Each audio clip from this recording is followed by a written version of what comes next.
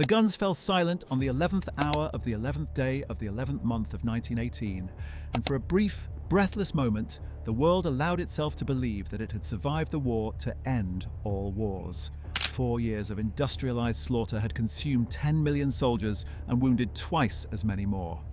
Empires that had stood for centuries, the Austro-Hungarian, the Ottoman, the Russian, the German, had crumbled into dust and rubble. Entire generations of young men had been swallowed by trenches in Flanders, on the Somme, at Verdun, along the Marne. The nations of Europe emerged from the carnage not as triumphant victors savouring a golden age, but as hollow, exhausted shells struggling to comprehend what they had done to themselves and to each other. And yet, for all the unimaginable destruction, the peace that followed would prove just as fatally flawed as the war itself. Within 21 years, a single generation, Europe would be at war again, in a conflict so vast and so terrible that it would dwarf even the Great War in its savagery. So what went wrong? How did 20 years of supposed peace collapse so completely and so catastrophically?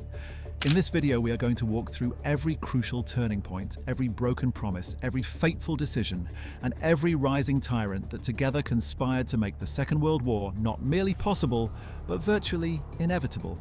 From the humiliating terms imposed at Versailles to the cowardly appeasement at Munich, from the hunger marches of the Great Depression to the torchlit rallies of Nuremberg, this is the story of why 20 years of peace couldn't last.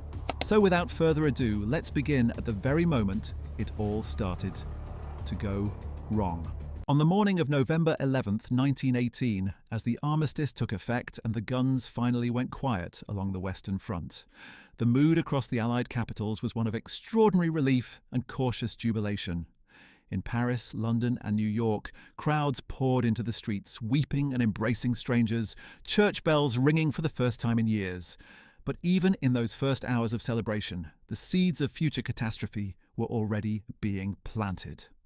The war had not ended with a decisive military conquest of Germany itself. No Allied soldier had marched through Berlin. No foreign boot had trampled on German soil.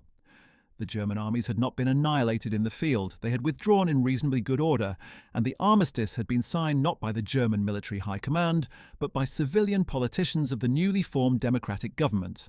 This distinction, seemingly technical, would prove to have monstrous consequences in the years that followed, because it meant that those civilians could be blamed for what the generals had never dared admit, that Germany had lost the war. The stab-in-the-back legend, the Dolchstoßlegende, was not slow in arriving. Within weeks of the armistice, senior German military officers, including the legendarily influential General Erich Ludendorff, were already whispering that the German army had been undefeated in the field and had been betrayed by weak-willed politicians, socialists, Jews, and revolutionaries on the home front. It was a monstrous lie, of course. Germany had been militarily exhausted, her allies had collapsed, her supply lines were crumbling, and her soldiers were starving and deserting in their hundreds of thousands by October 1918. Ludendorff himself had been the one to demand an immediate armistice, having told the Kaiser and his government in late September that the situation was militarily hopeless. But inconvenient truths rarely survive contact with humiliated national pride, and the stab-in-the-back myth would prove to be one of the most corrosive and deadly fabrications in modern history. As the German armies withdrew from France and Belgium, the country they returned to was in a state of revolutionary upheaval. The Kaiser, Wilhelm II, had abdicated on November 9th, 2 days before the armistice, and fled to exile in the Netherlands. In Berlin, 2 different factions were racing to fill the vacuum of power, and the man caught in the middle was Friedrich Ebert, the leader of the Social Democratic Party. Ebert was a moderate, a pragmatist, a former saddler's son who had worked his way up through trade union politics and genuinely believed in parliamentary democracy. He was also a man who found himself presiding over a country that was simultaneously losing a world war, collapsing economically, and erupting in revolutionary violence from both left and right. On November 9th, from a window of the Berlin Palace, the Social Democrat Philipp Scheidemann, apparently acting entirely on his own initiative and to Ebert's considerable irritation, proclaimed the German Republic.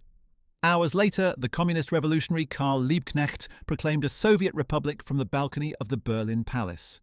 2 visions of Germany's future announced on the same day from the same building, within hours of each other. The battle for Germany's soul had begun before the ink on the armistice was even dry. Ebert and his new government faced impossible choices from the very first day. To maintain order and prevent a Bolshevik-style revolution, of the kind that had consumed Russia the previous year, he made a fateful deal with the old Prussian military establishment. The General Staff would support the new democratic government. In return, the government would not tamper with the military's internal structures or challenge the power of the officer corps. It was a compromise that would haunt the Weimar Republic for its entire brief existence, embedding within the new democracy a military class that fundamentally despised it and would, at the critical moment, choose not to defend it. But in November 1918, Ebert had little choice. The streets of Berlin were already turning red, and a full Bolshevik revolution would have meant the end of everything he had worked for. He needed the army's bayonets, and he paid for them with a devil's bargain. The revolutionary threat crystallized in January 1919 when the Spartacist League, a communist faction led by the brilliant and passionate Rosa Luxemburg and her comrade Karl Liebknecht, launched an armed uprising in Berlin. Red Guards seized newspaper offices, railway stations, and key buildings across the capital. For several tense days, it seemed as though Germany might follow Russia's path into Bolshevik revolution. But Ebert's government responded with ruthless efficiency, deploying not only the regular army, but the Free Corps, irregular paramilitary units composed of battle-hardened veterans who had returned from the front and found in street violence an outlet for the rage and disorientation of defeat. The Spartacist uprising was crushed within a week, but the manner of its suppression left deep wounds. Rosa Luxemburg and Karl Liebknecht were captured on January 15, 1919, beaten brutally, shot, and their bodies thrown into a Berlin canal. Their murders outraged the German left and created martyrs whose deaths would poison relations between Social Democrats and Communists for years to come, a division that would later prove fatal, preventing the two great parties of the working class from uniting against Hitler at the critical moment. The Weimar Republic was born in blood, and it never entirely shed that origin. While Germany convulsed in revolutionary violence, the victorious Allied powers were assembling in Paris to determine the shape of the post-war world. The Paris Peace Conference opened on January 18, 1919, deliberately chosen as the anniversary of the proclamation of the German Empire in 1871 in the Hall of Mirrors at Versailles. It was a choice dripping with symbolism, and the symbolism was intentional. 32 nations sent delegations to Paris, but real power rested in the hands of the Big Four: United States President Woodrow Wilson, British Prime Minister David Lloyd George, French Premier Georges Clemenceau, and Italian Prime Minister Vittorio Orlando. Of these four men, three would shape the peace treaty that emerged, and two of those three would do so in ways that made another war vastly more likely. Woodrow Wilson arrived in Paris in December 1918 as the most celebrated man on earth. American soldiers had tipped the balance of the war, and Wilson brought with him not just military prestige, but a vision for a new world order. His 14 points, unveiled to Congress in January 1918, which had promised national self-determination, open diplomacy, freedom of the seas, arms reduction, and above all, a League of Nations that would provide a permanent mechanism for resolving international disputes without recourse to war. Wilson was greeted in Paris, in London, and in Rome by cheering crowds of millions who saw in him the prophet of a better world. European leaders were rather more cynical. Georges Clemenceau, the 77-year-old tiger of France, had lived through two German invasions of his country in 1870 and 1914. And he was absolutely determined that there would not be a third. His priority was not Wilsonian idealism, it was French security, German weakness, and reparations that would compensate France for the catastrophic destruction the war had wrought upon her northern territories. God gave us the 10 Commandments, and we broke them, Clemenceau reportedly said of Wilson's 14 points. Wilson gives us his 14 points. We shall see. David Lloyd George was more pragmatic than either of them, aware that Germany needed to be weak enough not to threaten peace, but strong enough to remain a functioning economy that could pay reparations and serve as a buffer against Bolshevik Russia.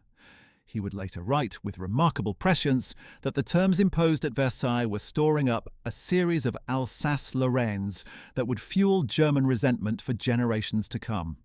But it was Clemenceau's vision that dominated, and the Treaty of Versailles that emerged in June 1919 was, by any reasonable measure, one of the most consequential and most dangerously flawed documents in modern history. Germany was not invited to participate in the negotiations. German delegates were summoned to Versailles not to negotiate but to sign, told that if they refused, the Allies would resume military operations. The terms imposed were punishing on an almost biblical scale. Article 231, which would become infamous as the War Guilt Clause, forced Germany to accept sole responsibility for causing the war and all the damage it had caused. A statement that German nationalists, historians, and even many Allied statesmen would dispute for decades.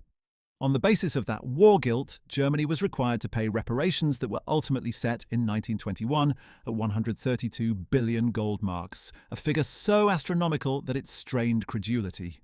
The German army was limited to just 100,000 men, with no air force, no submarines, and a navy stripped to a handful of small ships. The Rhineland, German territory west of the Rhine, was to be occupied by Allied forces for 15 years. Germany lost approximately 13% of her territory, including Alsace-Lorraine returned to France, Eupen-Malmedy transferred to Belgium, North Schleswig to Denmark, Memel to Lithuania, and, most painfully, the Polish Corridor, a strip of land carved through German territory to give the newly created Poland access to the sea, separating East Prussia from the rest of Germany. The city of Danzig, ethnically German, was placed under League of Nations administration. Germany was forbidden from uniting with Austria, despite the wishes of millions of Austrians who considered themselves Germans.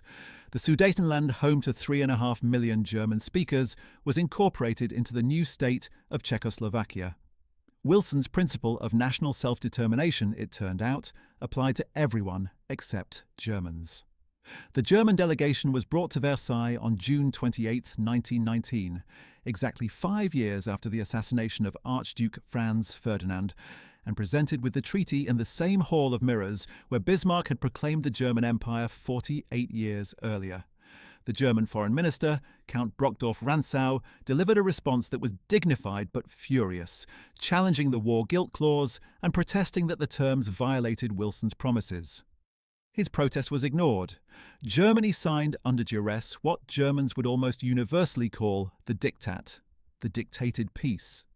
Ebert's government, which had signed the armistice and now signed the treaty, inherited the blame for both humiliations. The men who had actually caused the war, the Kaiser, the generals, the Prussian establishment, had slipped away, leaving democratic politicians to carry the can. It was a poisonous inheritance, and it would prove fatal. Could the peace have been made differently?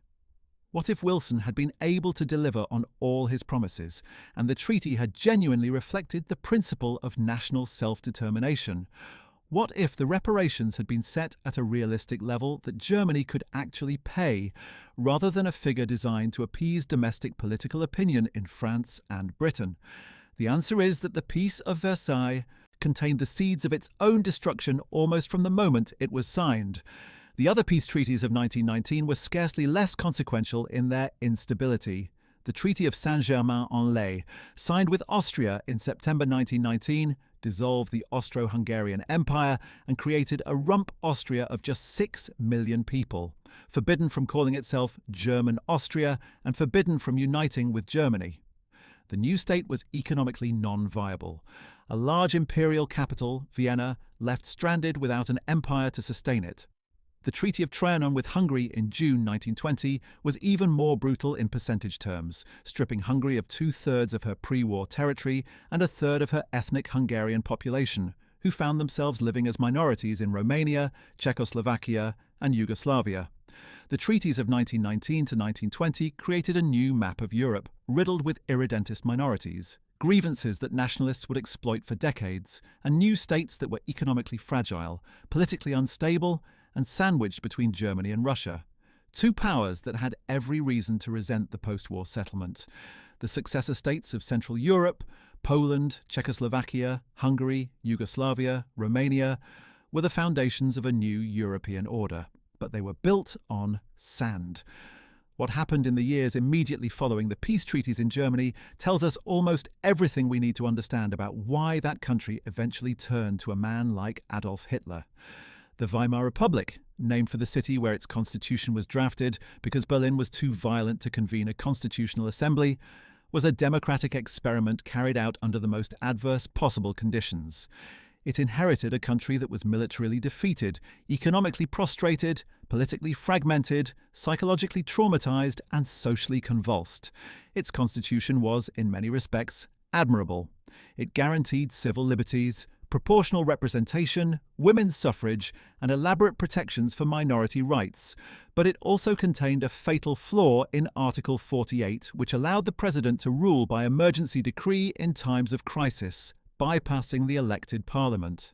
It was a provision inserted with good intentions to allow the government to act swiftly in emergencies that would eventually be used to strangle democracy itself. The Republic's early years were a political nightmare of almost unrelenting violence.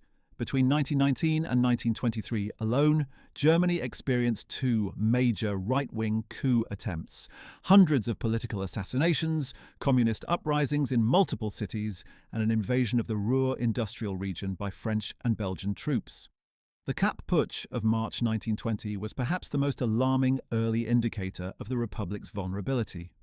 Wolfgang Kapp, a right-wing nationalist politician, allied himself with General Walter von Lüttwitz and several Freikorps brigades to launch a coup against the Ebert government. When asked to defend the Republic, the German army's chief of staff, General Hans von Seeckt, replied with stunning frankness, "Reichswehr does not fire on Reichswehr." The government fled Berlin. The putsch ultimately collapsed not because the army defended democracy, but because Berlin's workers launched a general strike that paralyzed the capital. The army that was supposed to protect the Republic had stood aside and watched. It was a lesson that was not forgotten. Right-wing political violence reached its most lethal expression in a wave of assassinations that targeted prominent democratic and left-wing politicians. In August 1921, Matthias Erzberger, the Centre Party politician who had signed the armistice and who was therefore blamed by nationalists for the stab in the back, was shot and killed while hiking in the Black Forest. In June 1922, Walter Rathenau, the brilliant Jewish industrialist who served as Germany's foreign minister and who had helped orchestrate the economic stabilization of Germany under the Weimar Republic, was gunned down in his open car in broad daylight in Berlin by right-wing assassins. His death provoked a massive outpouring of grief and was followed by emergency legislation against anti-Republican extremism. But neither the violence nor the extremism disappeared. According to a study conducted by a German judge, political murders on the right between 1919 and 1922 numbered 354, with convictions being extraordinarily rare. Murders on the left numbered 22 and resulted in severe punishments. The justice system was not neutral, it was already tilted toward the right. Amid this political chaos came economic catastrophe on a scale that would scar the German psyche for a generation. The reparations demanded by the Versailles Treaty placed an enormous strain on an already exhausted German economy. But the crisis of 1923 had multiple causes beyond reparations alone. Germany had financed much of the war by printing money, and by 1919 inflation was already running at worrying levels. The government continued to print money to meet its obligations, and by 1921 to 1922, the process was spiralling out of control. When Germany defaulted on reparations deliveries of timber and coal in late 1922, France and Belgium, in January 1923, sent troops to occupy the Ruhr, Germany's industrial heartland, to extract reparations by force. The German government responded by calling for passive resistance. Workers in the Ruhr went on strike, with the government paying their wages through the printing press. The results were apocalyptic. The German mark, which had stood at around 4.2 to the dollar at the outbreak of the war, collapsed to 4.2 trillion to the dollar by November 1923. Prices doubled every few days. Workers demanded to be paid twice a day so they could spend their wages before they became worthless. A wheelbarrow full of banknotes might buy a loaf of bread. People burned currency as fuel because it was cheaper than firewood. Lifetime savings were wiped out in weeks.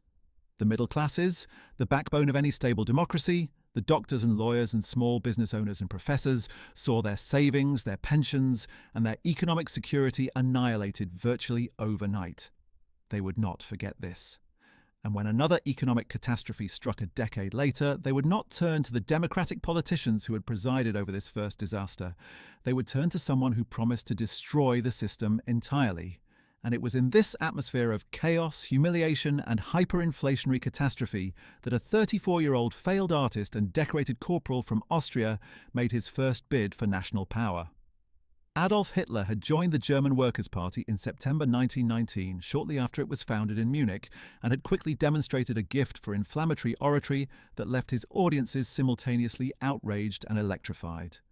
By 1921, he had effectively taken over the party, renaming it the National Socialist German Workers' Party, the NSDAP or Nazi Party, and developing its central ideology, a poisonous brew of extreme German nationalism, anti-Semitism, anti-Marxism, and a burning resentment of the Versailles Treaty and the democratic politicians who had signed it. By November 1923, emboldened by the chaos of the hyperinflationary crisis and inspired by Mussolini's successful march on Rome the previous year, Hitler was convinced that the time had come to seize power. On the evening of November 8, 1923, he and his brown-shirted stormtroopers burst into a beer hall in Munich where the Bavarian state government was holding a meeting, fired a pistol into the ceiling, and announced that the national revolution had begun. The beer hall putsch, as it would become known, was a fiasco. The following morning, when Hitler and his followers marched through Munich expecting the police and army to join them, they were met instead with rifle fire that killed 60 Nazis and wounded many more. Hitler himself was arrested 2 days later and charged with treason. The trial that followed was, if anything, more damaging to the Republic than an acquittal would have been. Hitler was allowed to transform the proceedings into a propaganda platform, delivering fiery speeches in which he proclaimed that he was the true patriot and the democratic politicians the real traitors.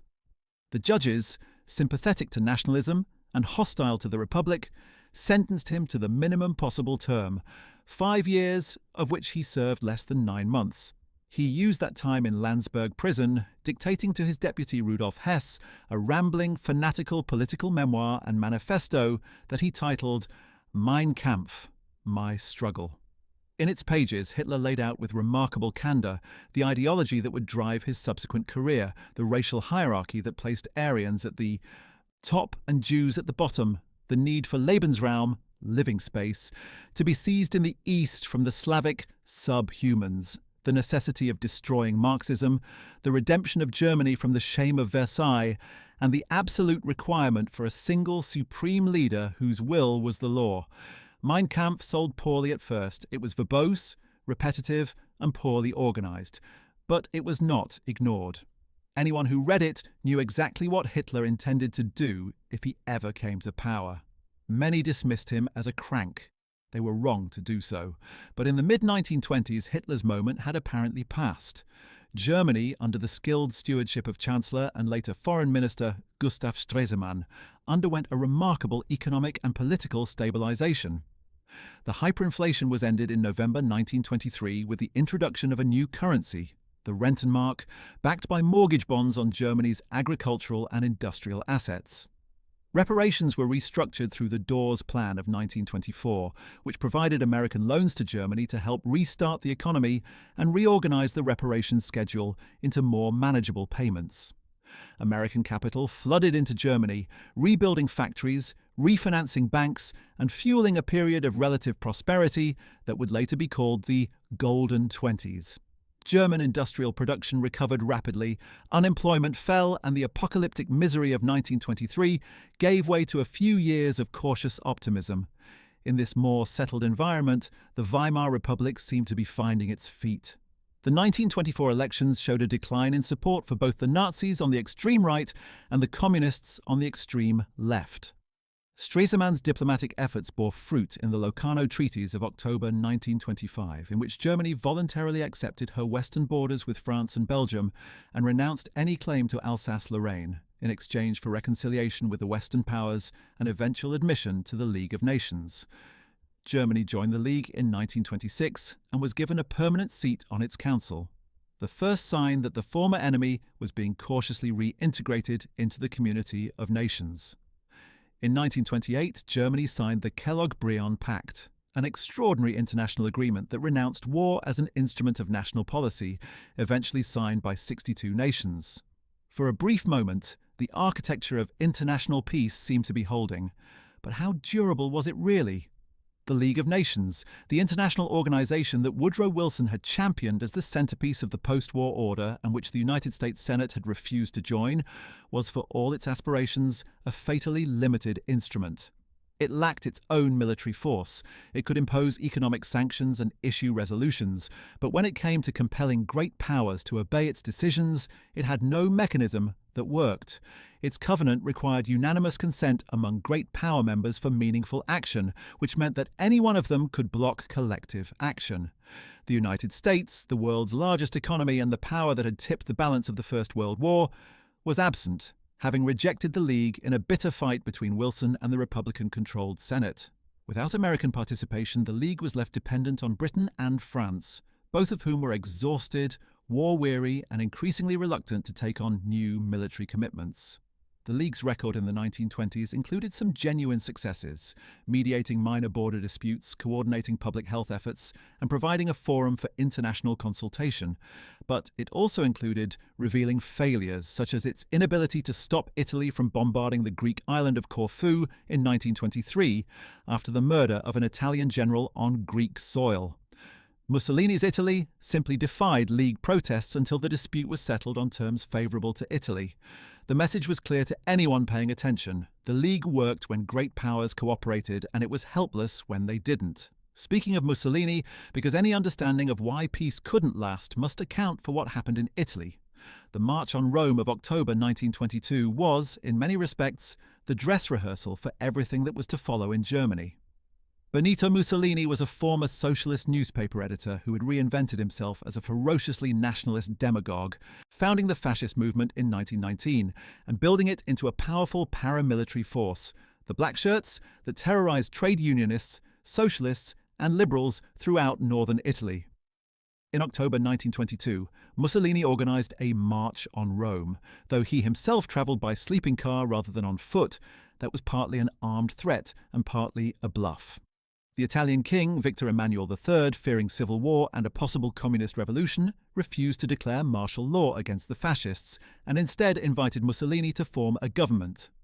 Mussolini accepted, and over the next 3 years used the powers of office to systematically dismantle Italian democracy, eliminating political opponents, muzzling the press, and establishing a one-party state. By 1926, Italy was a fascist dictatorship, the first in Europe. And crucially, this is the point that Hitler absorbed with great attention, Mussolini had done it largely without a violent revolution. He had intimidated the existing institutions into surrender and then used legal mechanisms to consolidate power. Hitler would follow exactly the same playbook a decade later and with far more devastating results. The two men would meet in June 1934 for the first time at an awkward, mutually suspicious occasion, but they were already bound by ideology, by method, and by a shared contempt for the democratic systems they were conspiring to destroy. While Europe gingerly rebuilt itself, Asia was developing its own crises that would eventually intersect with European events in catastrophic ways. Japan had emerged from the First World War as a significant military and naval power, having fought on the Allied side and seized German colonial possessions in the Pacific and in China. But Japanese leaders were deeply frustrated by what they saw as Western, particularly American and British, refusal to treat Japan as an equal.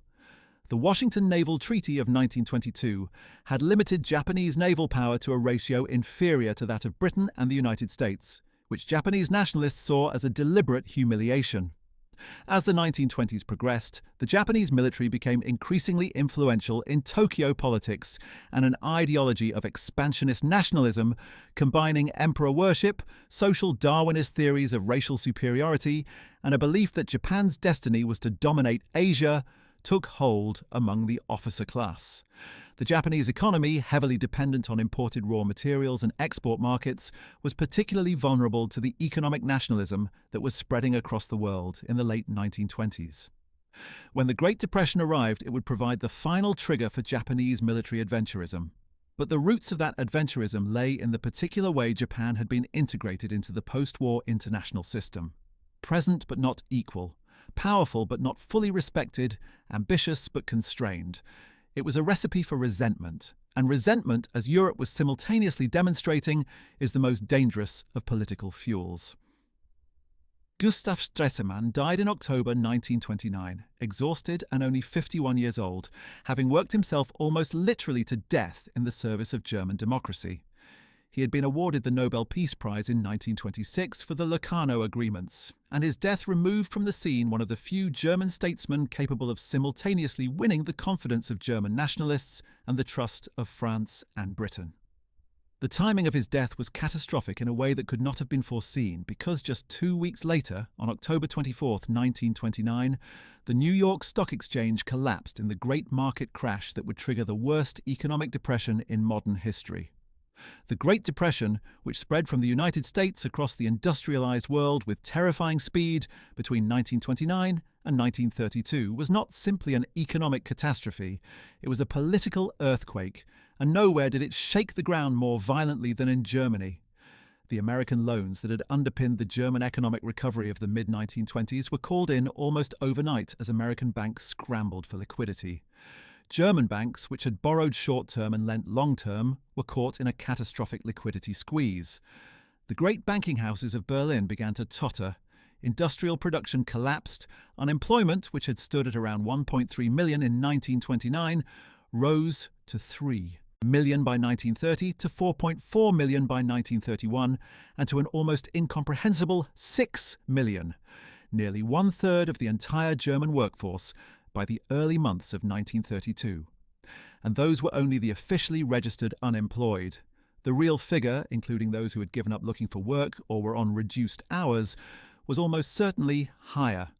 The streets of Germany's great cities filled with the destitute, veterans begging at corners, families living in cardboard settlements, children eating from soup kitchens, middle-class men who had been engineers and accountants and shop owners 3 years earlier, now queuing for charity bread. The psychological impact of mass unemployment in a country already traumatized by war and hyperinflation was devastating beyond measure. Germans had been told by the democratic politicians of Weimar that stability, democracy, and international cooperation would bring prosperity. Instead, they had brought humiliation in 1919, annihilation of savings in 1923, a few borrowed years of false prosperity in the mid-1920s, and now this, a second economic catastrophe in a decade, with 6 million men standing idle and their families going hungry. It is against this backdrop of mass desperation that the rise of Adolf Hitler and the National Socialist German Workers' Party must be understood. What is sometimes forgotten is that in the elections of May 1928, held at the height of the Weimar Republic's relative prosperity, the Nazi Party had won only 2.6% of the vote and held a mere 12 seats in the Reichstag. Hitler was regarded as a fringe figure, a beer hall agitator whose moment had passed, but the Depression changed everything. In the September 1930 elections, held as unemployment was surging past 3 million, the Nazis won 18.3% of the vote and 107 seats, becoming the second largest party in Germany almost overnight. Political scientists and journalists scrambled to understand this phenomenon. Who were these new Nazi voters? Studies showed that they came disproportionately from the Protestant rural areas and small towns of northern and central Germany, from the middle classes, the shopkeepers, the craftsmen, the civil servants, the teachers, who had been especially devastated by the 1923 hyperinflation and were now watching their precarious economic position collapse again under the Depression. These were people who felt squeezed from above by big business and big finance, and from below by organized labor and the socialist movement, and who responded to Hitler's message of national renewal, racial solidarity, and anti-Marxism with the fervor of the genuinely desperate. The Nazis were also, it must be said, superb propagandists and political organizers, far more professional and effective than any of their rivals on the right. Joseph Goebbels, the club-footed, brilliantly gifted propaganda chief, orchestrated rallies, marches, and media campaigns with a sophistication that left the old conservative parties looking hopelessly antiquated. The Hitler Youth, the Nazi women's organizations, the SA stormtroopers all created a sense of movement, of energy, of purpose in a country that was drowning in despair. Hitler himself was a political phenomenon, the likes of which Germany, or perhaps anywhere in the modern world, had never seen before. His speeches, which could last for hours, built from quiet, almost stuttering beginnings to screaming, arm-waving crescendos that left audiences simultaneously exhilarated and terrified. He told Germans what they desperately wanted to hear, that they had not been defeated in the field, that they had been stabbed in the back by Jews and Marxists, that the Versailles Treaty was an illegal theft, that Germany was a great nation that had been humiliated by pygmies, and that he, Adolf Hitler, would restore her greatness. He offered not detailed policy proposals, but an emotional narrative of national redemption, and in the circumstances of 1930 to 1932, that narrative was irresistible to millions. But the Nazis were not the only political force on the march. The German Communist Party, the KPD following Moscow's instructions, was also growing rapidly, taking votes from the Social Democrats on the left and arguing that the real choice facing Germany was between communism and fascism, with parliamentary democracy already doomed. The communist leadership, following the Comintern line from Moscow, actually believed, or professed to believe, that a Nazi victory would be preferable to a continuation of social democratic leadership because it would accelerate the revolutionary crisis that would eventually produce a communist Germany. After Hitler, yes, was the slogan. It was one of the most catastrophically wrong political calculations in modern history. The Social Democrats and Communists together consistently won more votes than the Nazis throughout this period. Had they been able to unite in a popular front against fascism, Hitler's path to power might have been blocked. But the bitter hatred between the two left-wing parties, rooted partly in the murders of Luxemburg and Liebknecht in 1919 and partly in Stalinist ideological rigidity, prevented any such alliance. They fought each other in the streets as much as they fought the brown shirts, and in doing so, they handed Hitler his opportunity. The political crisis of 1932 was perhaps the most dramatic and consequential in German democratic history. There were 4 national elections that year, 2 for the Reichstag and 2 for the presidency, and the country was convulsed by political violence, economic misery, and paralysis of government. In the first Reichstag election, held in July 1932, the Nazis reached their electoral peak, winning 37.4% of the vote and 230 seats, more than any other party, though still far short of an absolute majority. Hitler demanded the chancellorship.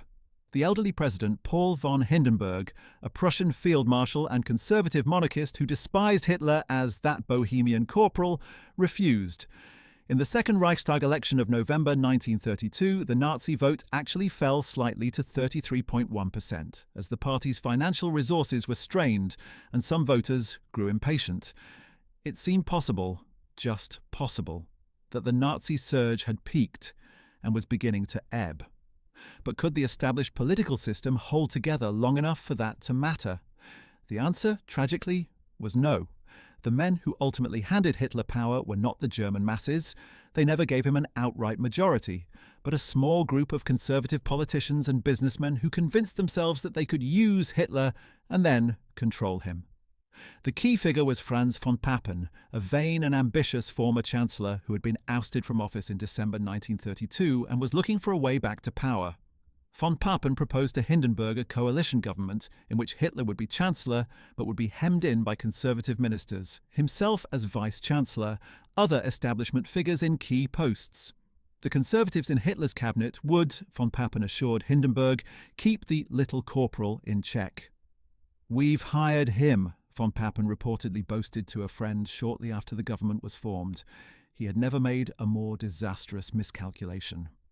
On January 30th, 1933, Paul von Hindenburg, the man who had commanded Germany's armies in the Great War and who had until recently refused to have anything to do with Hitler, appointed Adolf Hitler as Chancellor of Germany.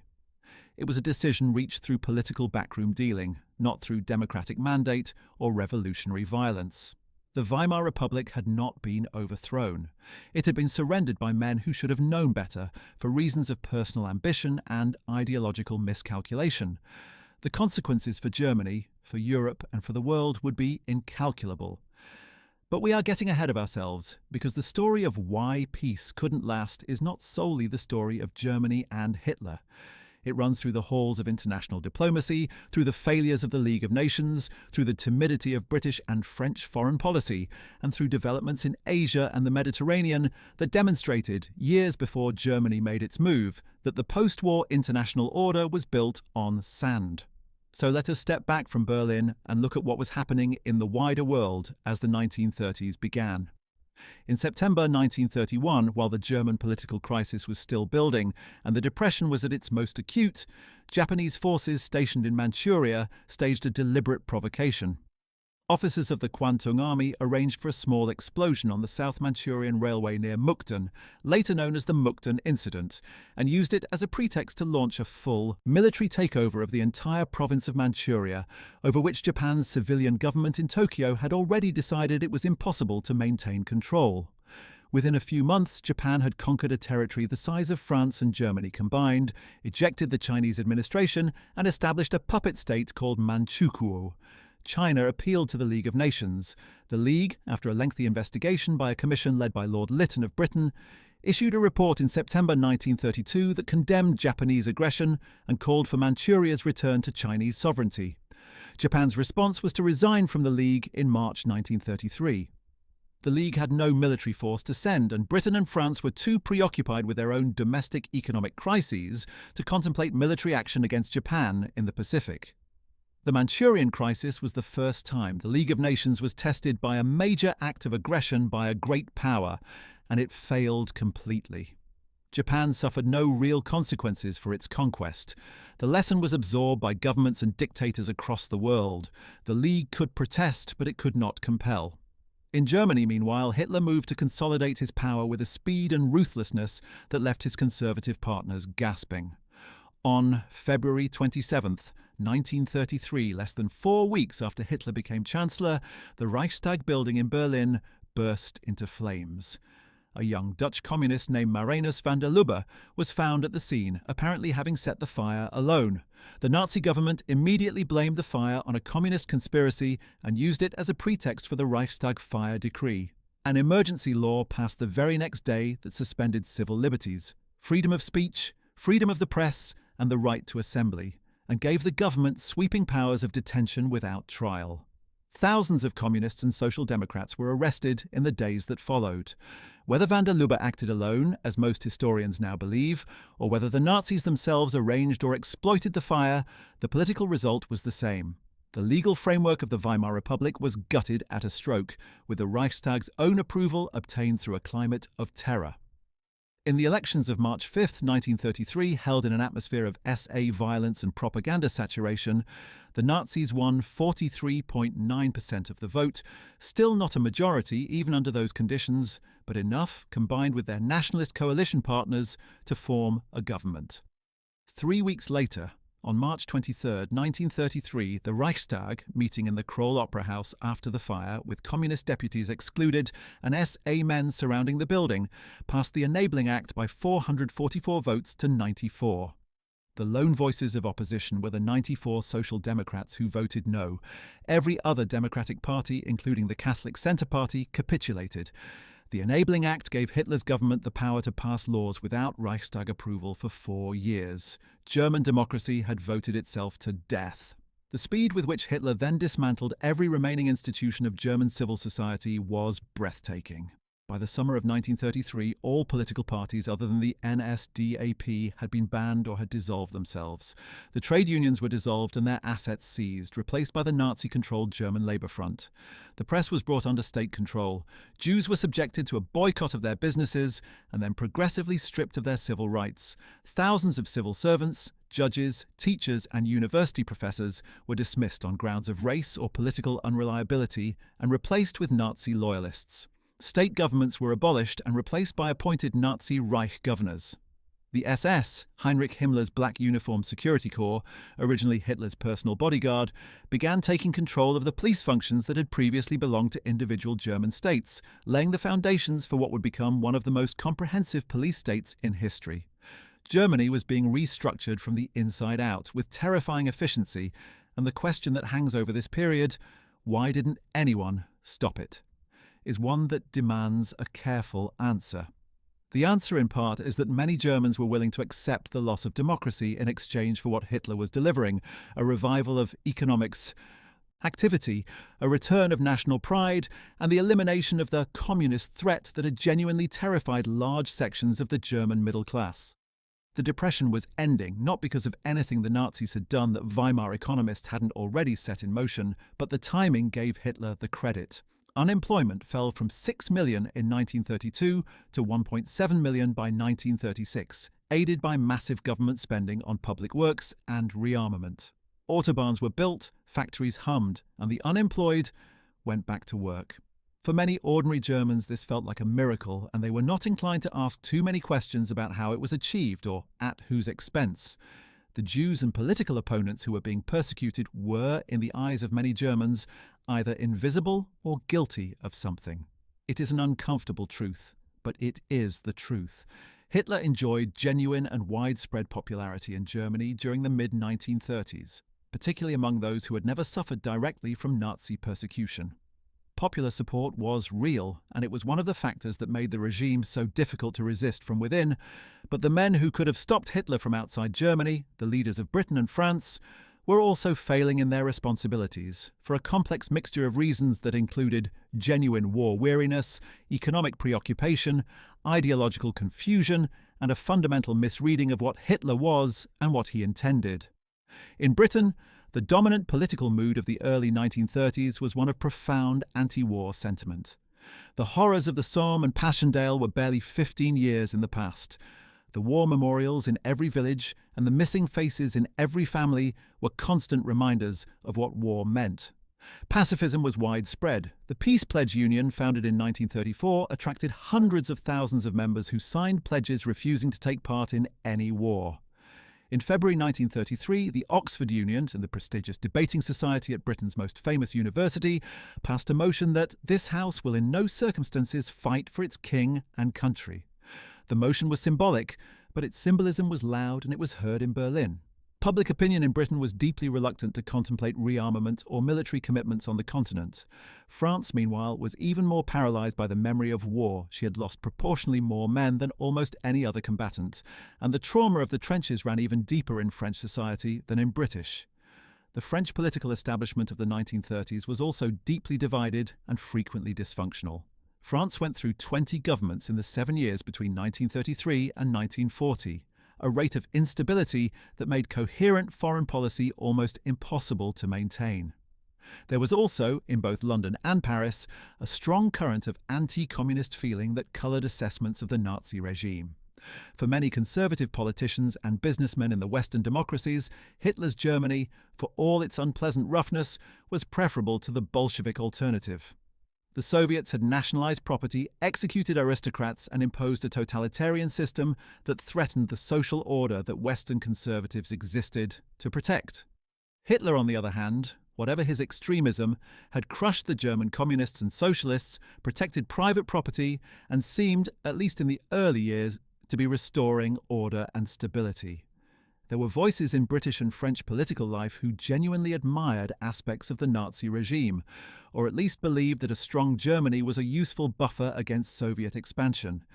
This was not the dominant view, but it was influential enough to affect policy, to make governments slower to respond to Nazi aggression than they should have been, and more willing to find excuses for what they were watching. The night of June 30th, 1934, known in history as the Night of the Long Knives, revealed the true nature of the Nazi regime to anyone who had lingered in doubt. Ernst Röhm, the chief of the SA and one of Hitler's oldest political comrades, had been pressing for a second revolution that would incorporate the SA's millions of men into a new people's army and genuinely restructure Germany's social order.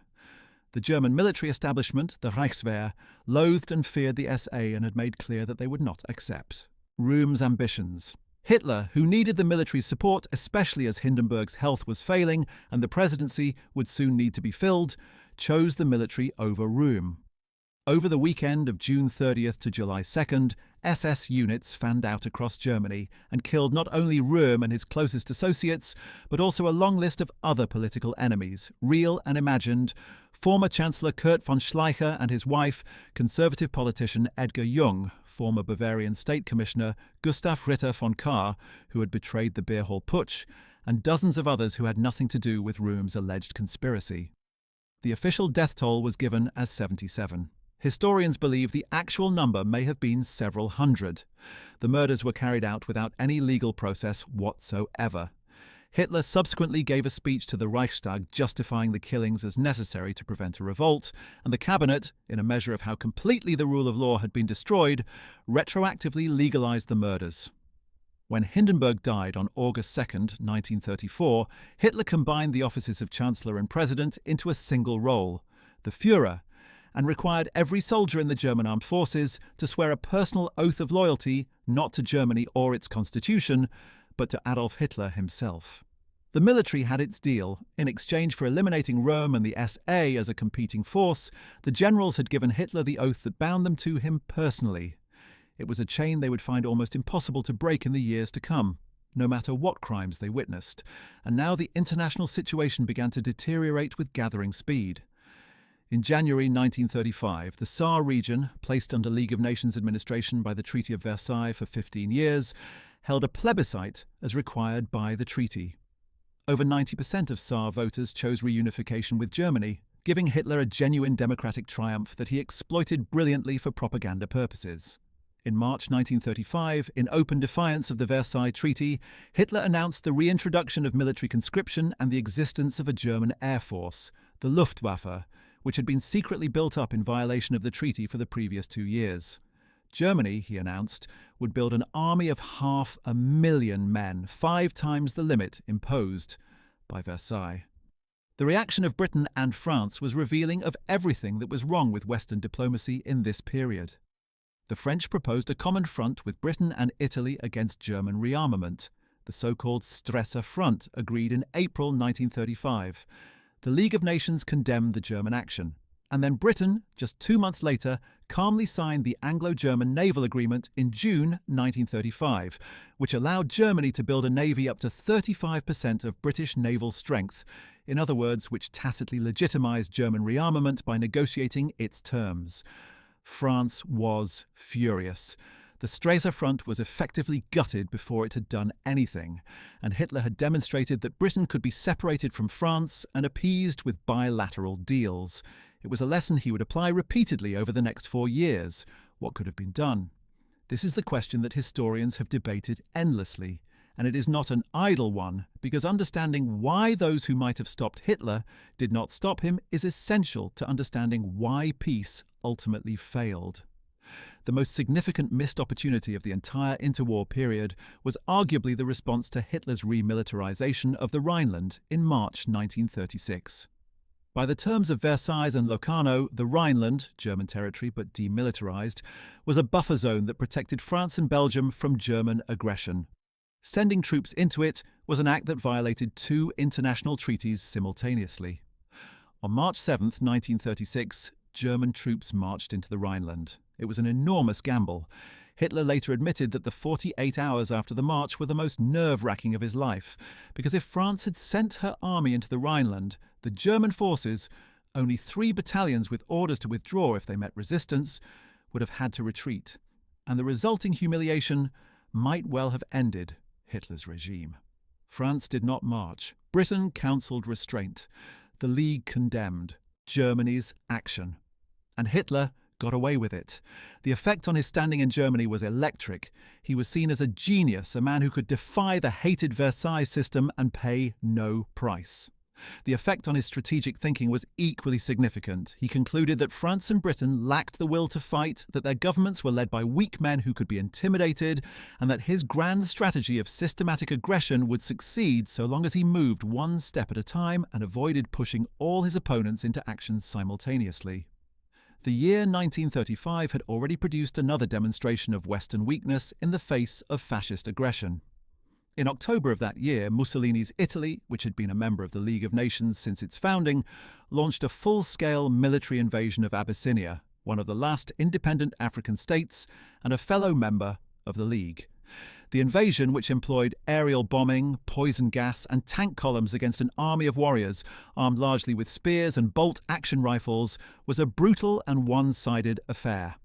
The Emperor of Abyssinia, Haile Selassie, appeared before the League of Nations in Geneva in June 1936 to appeal for help in a speech of extraordinary dignity and prophetic power. "It is not merely a question of the settlement of Italian aggression," he told the delegates. "It is collective security. It is the very existence of the League of Nations. It is the confidence that each state is to place in international treaties. It is the value of promises made to small states that their integrity and their independence shall be respected and ensured." The League imposed economic sanctions on Italy, but crucially excluded oil from the sanctions, without which Italy's war machine would have ground to a halt, and excluded the Suez Canal through which Italian ships and supplies passed. The sanctions were enough to alienate Mussolini, who had been suspicious of German power and had actually mobilized Italian troops at the Brenner Pass in 1934 to warn Hitler against absorbing Austria, but they were not enough to stop the war. By May 1936, Italian forces had captured Addis Ababa, and Mussolini proclaimed the Italian Empire. The League had failed again, more visibly and more catastrophically than before, and Mussolini, now alienated from Britain and France, was ready to be drawn into the orbit of Nazi Germany. The alliance between Hitler and Mussolini was formalized in a series of agreements in 1936 to 1937, beginning with the Rome-Berlin Axis announced in October 1936 and followed by the Anti-Comintern Pact, signed between Germany and Japan in November 1936, to which Italy adhered in 1937. The Anti-Comintern Pact, ostensibly directed against Soviet communism, was the diplomatic framework around which the Axis alliance would be built, the triangular relationship between Germany, Italy and Japan that would drive the Second World War on 3 continents. In 1936 to 1937, this alliance was still more symbolic than operational. The 3 powers had different priorities and limited coordination, but its existence signalled a fundamental restructuring of global power politics, with the dissatisfied, revisionist powers clustering together against a democratic West that seemed unable or unwilling to mount a coherent response.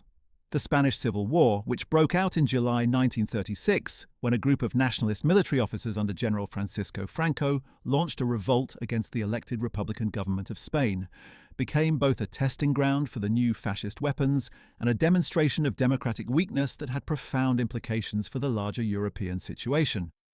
Hitler and Mussolini both intervened in support of Franco, sending troops, aircraft and equipment that were used not only to support the nationalist cause, but to test new military technologies and tactics. The German Condor Legion, which flew for Franco, gained invaluable combat experience and tested the Messerschmitt fighters and Heinkel bombers that would later terrorize Europe. The aerial destruction of the Basque town of Guernica on April 26, 1937, by German and Italian aircraft attacking a civilian population in an open town on Market Day, shocked the world and gave Pablo Picasso the subject for his most famous painting. It also demonstrated with horrible clarity what the Luftwaffe was capable of doing to civilian populations. The Soviet Union sent military advisors and equipment to the Republicans, seeing Spain as a battlefield in the struggle against fascism. Britain and France, meanwhile, established a non-intervention committee that supposedly prevented foreign intervention, but in practice turned a blind eye to German and Italian involvement while restricting arms supplies to the Republic. It was a policy that satisfied no one, helped Franco, and confirmed the impression that the democracies would not fight. Franco won the Spanish Civil War in April 1939, bringing a third fascist government to power in Europe just 5 months before the Second World War began. And the lessons learned by the Luftwaffe and the Wehrmacht in Spanish skies would be applied with devastating effect in Poland, France, and the Soviet Union. The year 1937 brought a further escalation of tensions in Asia, as the long smouldering conflict between Japan and China erupted into full-scale war in July. The Marco Polo Bridge incident, a minor clash between Japanese and Chinese forces near Beijing that rapidly escalated into open warfare, marked the beginning of the Second Sino-Japanese War, which would eventually merge into the broader Pacific War after Pearl Harbor. Japanese forces swept through northern China, capturing Beijing, Shanghai, and then Nanjing, the Chinese capital, in December 1937. The fall of Nanjing was followed by an atrocity of staggering proportions. Japanese troops massacred an estimated 100,000 to 300,000 Chinese civilians and prisoners of war in what became known as the Nanjing Massacre. Chinese women were raped in the hundreds of thousands. Survivors later described scenes of horror that rivaled anything the Nazis perpetrated in Europe. The international response was limited to protests. The League of Nations condemned Japan. Japan ignored the condemnation. The world watched and did nothing. By the beginning of 1938, the international situation had deteriorated to such a degree that many thoughtful observers could see that another great war was approaching. The democracies were rearming finally, though the pace was painfully slow compared to the frenetic arms build-up of Germany and Japan. In Britain, Winston Churchill, still a political outsider, frequently dismissed as a warmonger and alarmist, was warning in Parliament speech after speech that Hitler's intentions were aggressive and that the policy of appeasement was purchasing not peace but humiliation and eventual war. An appeaser is one who feeds a crocodile hoping it will eat him last, he would later famously say, encapsulating the essential bankruptcy of the strategy. But Churchill was not in government, and the men who were, Neville Chamberlain, who became British Prime Minister in May 1937, and his Foreign Secretary Lord Halifax, genuinely believed that Hitler's grievances were in many cases legitimate, that the Versailles settlement had been unjust, and that by addressing those grievances through negotiation, a durable peace could be secured. It was not an ignoble belief, it was a misreading of who they were dealing with. Hitler was not a statesman with limited territorial aims and a rational calculus of gain and loss. He was an ideological revolutionary with an unlimited program of conquest and racial warfare, who regarded negotiations as tools for buying time and democratic concessions as evidence of weakness to be exploited. Every concession Chamberlain made emboldened Hitler. Every agreement he signed was treated as a scrap of paper the moment it became inconvenient. But in early 1938, all of that still lay just ahead. The worst was still to come, and it would come with extraordinary speed. Austria was the first country to fall to Hitler's ambitions in 1938, and the manner of its absorption into the German Reich illustrates perfectly the methods by which Hitler expanded German power. Methods that combined brute intimidation with propaganda, internal subversion with external threats, and cynical disregard for international law with a veneer of popular legitimacy. The Austrian Nazi Party, operating with German support and guidance, had been destabilizing Austrian politics throughout the 1930s with a campaign of terrorism, assassination, and agitation. In July 1934, Austrian Nazis had murdered the Austrian Chancellor Engelbert Dollfuss in an attempted coup, though the coup itself failed, partly because Mussolini, who regarded Austria as an Italian sphere of influence and had no desire to see German power on his northern border, mobilized Italian troops at the Brenner Pass. But by 1938, with Italy now an ally rather than a potential opponent, Hitler felt free to move against Austria without any constraint.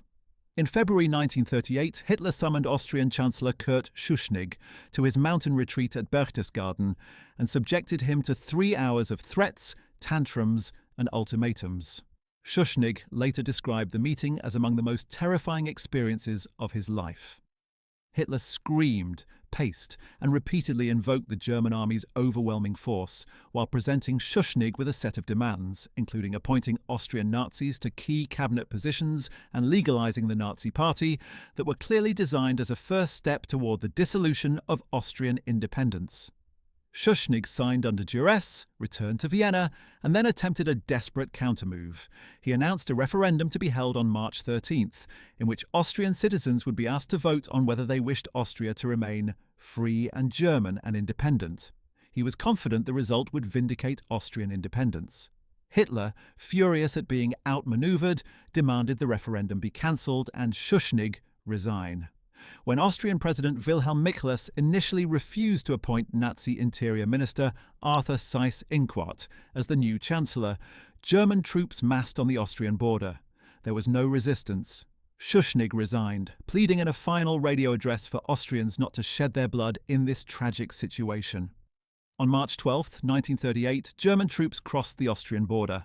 The next day, Hitler himself entered Austria, driving through towns whose streets were lined with cheering crowds throwing flowers, and on March 13th proclaimed the Anschluss, the political union of Austria with Germany. Austria ceased to exist as an independent state. It became the Ostmark, the Eastern March of the Greater German Reich.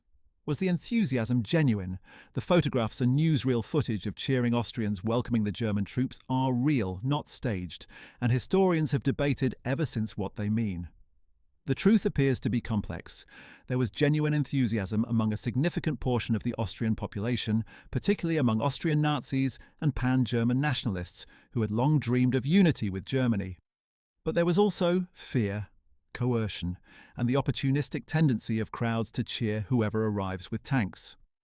What is beyond dispute is what happened to Austrian Jews in the immediate aftermath of the Anschluss.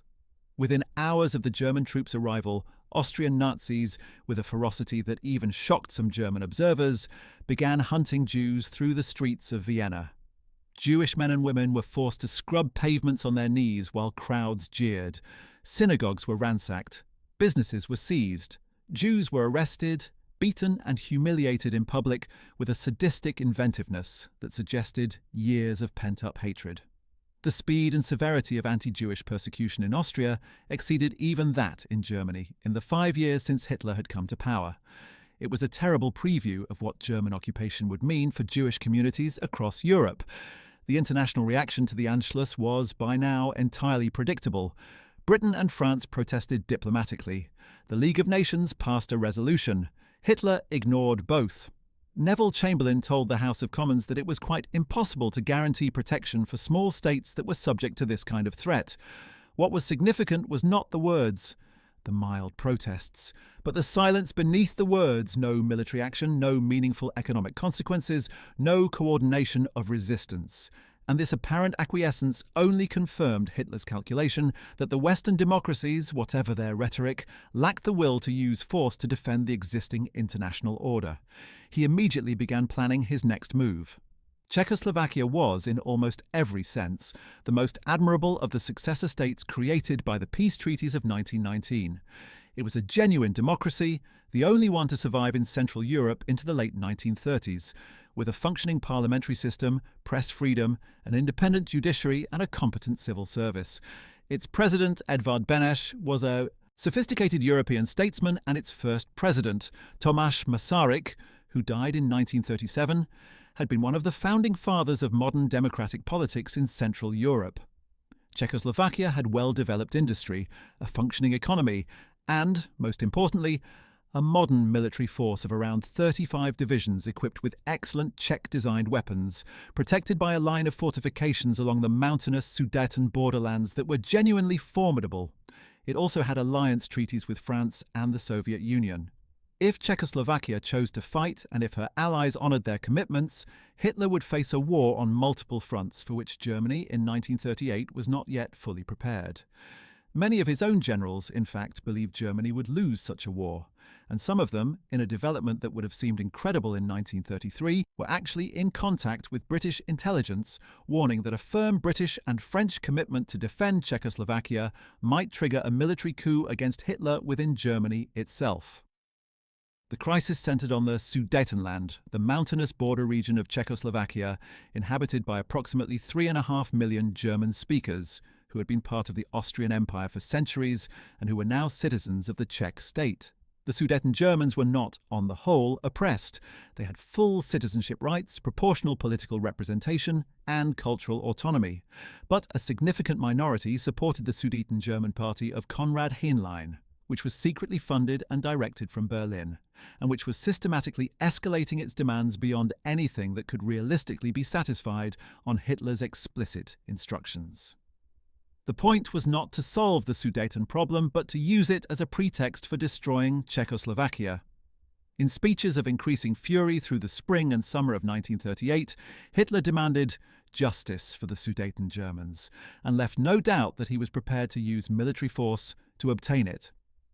By May 1938, the crisis had reached such a pitch that Czechoslovakia mobilized its army, and France reaffirmed its alliance commitment. Hitler backed down, temporarily. But he was furious at the humiliation and issued a secret directive on May 30th, stating his unalterable intention to smash Czechoslovakia by military action in the near future. Neville Chamberlain, watching the escalating crisis with growing alarm, decided to take personal charge of negotiations.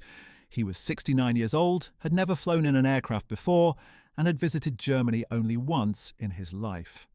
He genuinely believed that he could reason with Hitler man to man, that a direct conversation between two rational statesmen would yield a solution acceptable to all parties. In a series of meetings in September 1938, flying to Berchtesgaden on September 15th, to Bad Godesberg on September 22nd, and finally to Munich on September 29th, Chamberlain engaged in a diplomatic process that began with capitulation and ended in betrayal. At Berchtesgaden, Hitler demanded the Sudetenland be ceded to Germany. Chamberlain agreed in principle and went back to London to persuade his cabinet and the French to accept. At Bad Godesberg, Hitler raised his demands. The transfer must happen immediately, without international supervision, or Germany would occupy the Sudetenland by force. Chamberlain was shaken. Even he could see that these were not the demands of a man interested in reasonable negotiation. War seemed imminent. Trenches were dug in London's parks. Gas masks were distributed to civilians, and the Royal Navy mobilised. And then came Munich, and the greatest act of diplomatic cowardice in modern history. On September 29, 1938, Chamberlain flew to Munich for a four-power conference involving Britain, France, Germany and Italy. Czechoslovakia was not invited to the meeting that decided her fate. Soviet Russia, Czechoslovakia's other ally, was also excluded. The Munich Agreement, signed in the early hours of September 30th, gave Hitler everything he had demanded. The Sudetenland would be transferred to Germany immediately. German troops would occupy it between October 1st and October 10th, and the remaining Czech fortifications, Czechoslovakia's entire western defensive line, would be handed over intact. In exchange, Hitler promised to respect the new Czech borders and guaranteed, along with Italy, the independence of the rump Czechoslovak state. France, which had a direct treaty obligation to defend Czechoslovakia, abandoned her ally without a shot being fired. Czechoslovakia was presented with the agreement and told that if she did not sign, she would face Germany alone. Beneš wept and signed.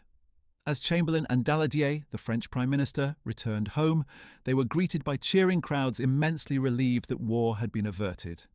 Chamberlain waved a piece of paper bearing Hitler's signature before the cameras at Heston Aerodrome and announced, "I believe it is peace for our time."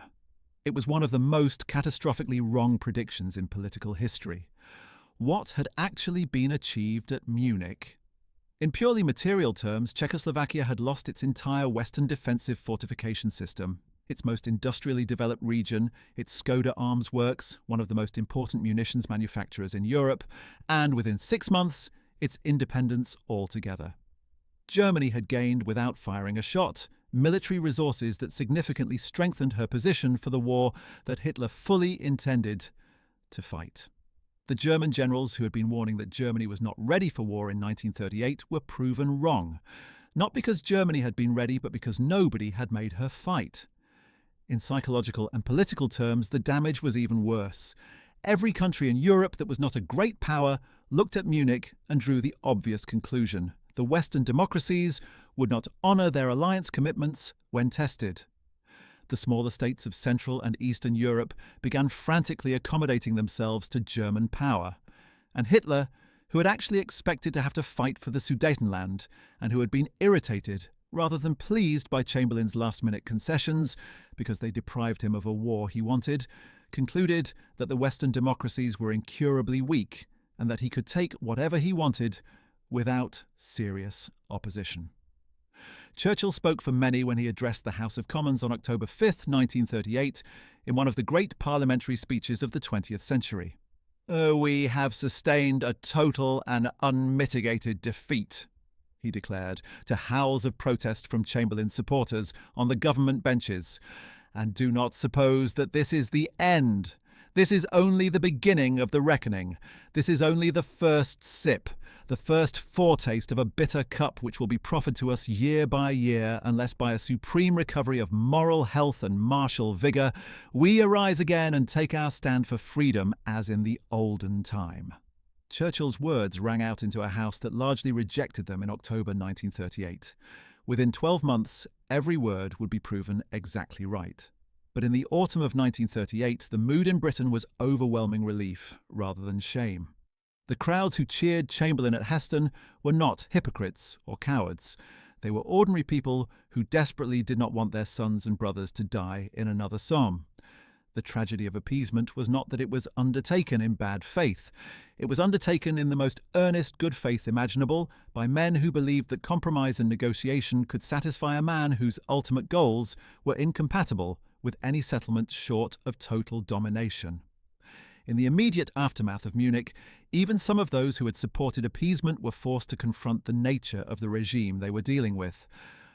On the night of November 9th to 10th, 1938, precisely 5 years after the Beer Hall Putsch anniversary, Nazi stormtroopers and SS men carried out a coordinated pogrom against Jewish communities across Germany and Austria that would become known as Kristallnacht, the Night of Broken Glass. The pogrom was organised by Joseph Goebbels and carried out on a staggering scale. More than 7,500 Jewish businesses were ransacked and their windows smashed. More than 1,400 synagogues were destroyed or damaged.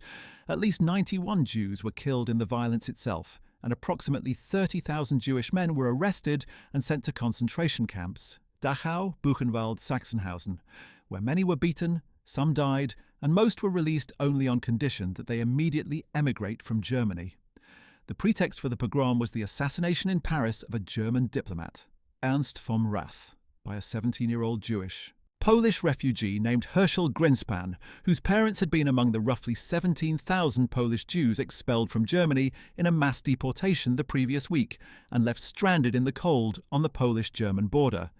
The scale of the organised violence, the deliberate destruction of property worth hundreds of millions of marks, the mass arrests, all carried out in full public view, made it impossible to maintain the fiction that Nazi anti-Semitism was a regrettable fringe element, rather than the core of the regime's ideology.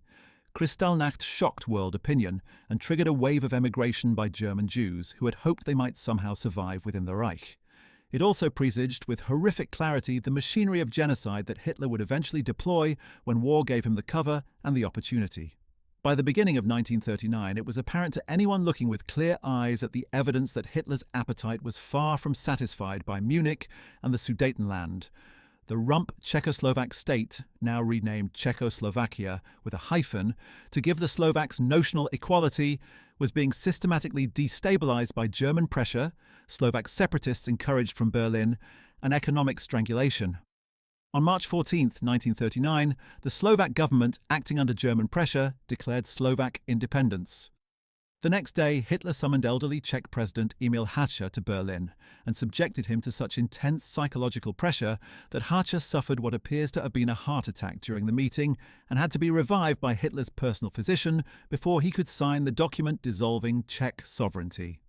On March 15th, German troops occupied Bohemia and Moravia, and Hitler drove into Prague, sleeping that night in the Hradčin Castle, the ancient seat of Bohemian kings, and proclaiming Bohemia and Moravia a German protectorate. For the first time, Hitler had conquered a territory that was not ethnically German. He had seized non-German people, non-German land, purely as an act of imperial conquest. The pretense that his actions were motivated by the principle of national self-determination for Germans was finally and definitively shattered. Even Neville Chamberlain, speaking in his native Birmingham, acknowledged publicly that what had happened in Prague was of an entirely different character from what had happened in the Sudetenland. The policy of appeasement was not formally abandoned, but it could no longer be sustained in its original form. Something had fundamentally changed. The British and French reaction to the fall of Czechoslovakia was belated but significant.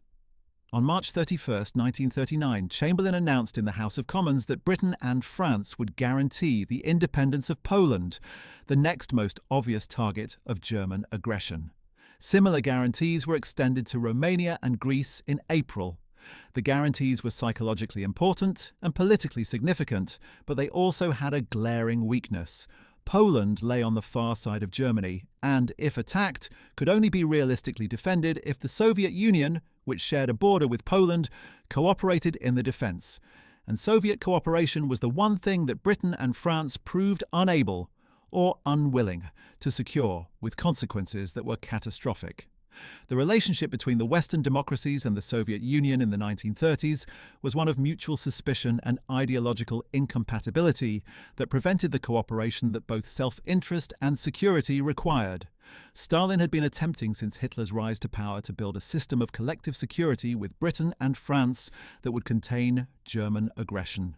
Soviet Foreign Minister Maxim Litvinov had been one of the most persistent advocates for the League of Nations and for collective security arrangements. But the Munich Agreement had been reached without Soviet involvement, despite the Soviet-Czech alliance, and Stalin drew his own conclusions from that exclusion. The Western powers were happy to point German aggression eastward, and Soviet security could not be entrusted to alliance with governments that would sacrifice their allies at the first opportunity. At the same time, genuine ideological hostility to communism in British and French political circles made serious alliance negotiations extremely difficult to conduct in good faith. When Britain and France finally sent a military mission to Moscow in August 1939 to negotiate a possible military alliance with the Soviet Union, they dispatched it not by plane, which would have taken hours, but by slow boat, and the mission was led by a British admiral who had no authority to make binding commitments. The Soviets were insulted, and not without reason. Stalin had already decided to explore another option. The announcement that came on August 23, 1939, that Nazi Germany and the Soviet Union had signed a non-aggression pact, stunned the world with the force of an earthquake. The Molotov-Ribbentrop Pact, named for the foreign ministers who signed it, bound the two ideological enemies not to attack each other and to remain neutral if either was attacked by a third party. In the secret protocol attached to the pact, which the Soviet Union denied existed for 50 years, Germany and the Soviet Union divided Eastern Europe between themselves. Finland, Estonia, Latvia, and Bessarabia would fall within the Soviet sphere. Lithuania, and most crucially, Poland, west of the narrow Vistula-San river line, would fall within the German sphere. Poland, which had been guaranteed by Britain and France, was to be divided between Nazi Germany and Soviet Russia, just as she had been divided between Prussia, Austria, and Russia in the 18th century. Stalin's calculation was that the pact would buy the Soviet Union time to rearm and would channel German aggression westward, toward Britain and France, rather than eastward toward Russia. It was, in its cold-blooded cynicism, a masterpiece of realpolitik, and it was also a catastrophic misjudgment because Hitler never intended to honour it any longer than it was useful to him. For Hitler, the pact was the crucial diplomatic coup that made the invasion of Poland possible without the risk of a two-front war. With Soviet neutrality secured, he could destroy Poland without fear that Germany would simultaneously face a Soviet threat from the east. On August 22, 1939, speaking to his commanders at Berchtesgaden, he announced his decision to invade Poland and made the most chillingly candid statement of his intentions of the entire interwar period. He dismissed fears about British and French intervention. He dismissed concerns about public opinion. And he asked, with a contempt that revealed everything about his worldview, "Who today remembers the Armenians?" A reference to the Ottoman massacre of Armenians in 1915, a genocide that the world had watched and then largely forgotten. He was telling his generals, as plainly as he could, that the coming war would not be a conventional war for territory, but a war of annihilation, and that history would not hold him accountable for whatever he chose to do. It was the most terrifying sentence spoken in Europe in the 20th century. The final days of peace in Europe had a quality of nightmarish unreality to them. Diplomatic messages flew between Berlin, London, Paris, Warsaw, and Rome. Mussolini, recognizing that Italy was unprepared for war, declined to honor the Pact of Steel, his military alliance with Germany, and declared Italy non-belligerent. The British and French ambassadors in Berlin presented Hitler with warnings that any invasion of Poland would trigger war. Hitler, who believed they were bluffing, as they had so many times before, was convinced by his foreign minister Ribbentrop that Britain and France would again back down. It was perhaps the single most consequential intelligence failure in the history of the Third Reich. Hitler had correctly read Western weakness for 6 years. Now, at the moment of greatest danger, he misread it entirely. Neville Chamberlain, humiliated, his policy in ruins, the guarantees he had given rendered meaningless if not honoured, was not going to back down again. Neither was France. In the early hours of September 1st, 1939, 53 German divisions, supported by the entire Luftwaffe, crashed across the Polish border. German panzer columns swept across the plains, and Heinkel and Dornier bombers pounded Warsaw and Krakow from the air. The Schleswig-Holstein, a German battleship anchored in the port of Danzig, opened fire on the Polish garrison at the Westerplatte Peninsula, beginning an attack that the garrison would resist for 7 days against overwhelming odds. One of the great acts of military courage in the entire war. Britain and France delivered ultimatums to Germany, demanding the immediate withdrawal of German forces. Hitler ignored them. At 11 o'clock on the morning of September 3rd, 1939, Neville Chamberlain broadcast to the British nation in a voice that conveyed his utter exhaustion and defeat. This morning, the British ambassador in Berlin handed the German government a final note stating that unless we heard from them by 11 o'clock that they were prepared at once to withdraw their troops from Poland, a state of war would exist between us. I have to tell you that no such undertaking has been received, and that consequently, this country is at war with Germany. France declared war a few hours later. The Second World War had begun. How had it come to this? 21 years after the guns fell silent on the Western Front, Europe was at war again, and this time the war would be incomparably more terrible, spreading across every continent, killing between 70 and 85 million people, and unleashing industrialised murder on a scale that the world had never seen and has never seen since. The failure of the interwar peace was not the result of a single cause or a single person's wickedness, though Hitler's wickedness was real enough and consequential enough to merit a category of its own. It was the cumulative product of 20 years of failures. Failures of imagination, failures of nerve, failures of generosity, and failures of judgment, that together created the conditions in which catastrophe became not merely possible, but inevitable. The Treaty of Versailles imposed terms that humiliated Germany without defeating her military spirit, demanded reparations that could not be paid without destabilizing the global economy, and created a territorial settlement riddled with irredentist grievances that nationalists could exploit for a generation. The democracies that emerged from the war, including the Weimar Republic, were fragile, underfunded, and faced with a combination of economic crisis and political extremism that they were structurally ill-equipped to handle.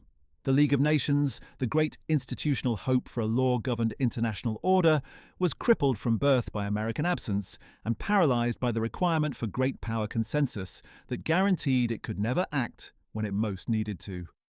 The Great Depression, arriving with catastrophic timing as the shaky Weimar Republic was beginning to find its feet, destroyed the economic foundation of democratic stability in Germany and a dozen other countries, driving millions of desperate people toward the radical certainties of the extremist movements that promise simple solutions to complex crises. And through all of this, through the hyperinflation and the unemployment, the marches and the rallies, the trials and the treaties, the crises and the capitulations, there moved the singular figure of Adolf Hitler, a man of extraordinary political gifts and apocalyptic intentions, who understood the resentments and fears of his time with an intuitive genius and exploited them with a tactical brilliance that left the leaders of the democracies perpetually wrong-footed, perpetually reacting to the last move rather than anticipating the next. Hitler was not a product of Versailles alone, nor of the Depression alone, nor of German nationalism alone. But he needed all three to reach power, and once he had power, he drove the world to war with a single-minded ferocity that left no room for the compromise that peace required. But to understand how completely and utterly peace collapsed in those final months before September 1939, we need to go back and look more carefully at the specific individuals, decisions, and moments that constituted the final act of this 20-year tragedy. Because it is in the details, in the specific conversations held behind closed doors, in the exact words exchanged between leaders, in the small choices that seem minor at the time but prove momentous, that we see most clearly how peace slipped through the fingers of those who claimed to want it. Consider Neville Chamberlain himself more closely, because he has been so thoroughly vilified by history that it is easy to forget the complexity of the man and the genuine difficulty of his situation. Chamberlain was, by any standard, a highly capable administrator, a skilled politician who had reformed Birmingham's municipal government as Lord Mayor and served effectively as Chancellor of the Exchequer. He was also a man of genuine peace convictions who had lost relatives in the First World War and who believed with sincere passion that another such catastrophe must be prevented at almost any cost. When he flew to Berchtesgaden in September 1938, the first flight of his life at the age of 69, it was not an act of cowardice, but an act of desperate political courage. The courage to take personal responsibility for a negotiation that might save millions of lives. What Chamberlain fundamentally lacked was not courage, but understanding. Understanding of the nature of totalitarianism, of what it meant to face a man whose goals were by definition unlimited and whose word was by definition worthless, of the difference between a negotiating partner with interests to balance and an ideological revolutionary with a program of conquest. He had no framework for comprehending Hitler because Hitler was genuinely without precedent in the experience of democratic European statesmen. The closest comparison was Napoleon, and Napoleon had been dead for over a century. The men around Chamberlain who might have provided that understanding, Churchill, Anthony Eden, Duff Cooper, were marginalised, dismissed, or driven from office. Eden had resigned as Foreign Secretary in February 1938 in protest at Chamberlain's willingness to bypass the Foreign Office and conduct personal diplomacy with dictators.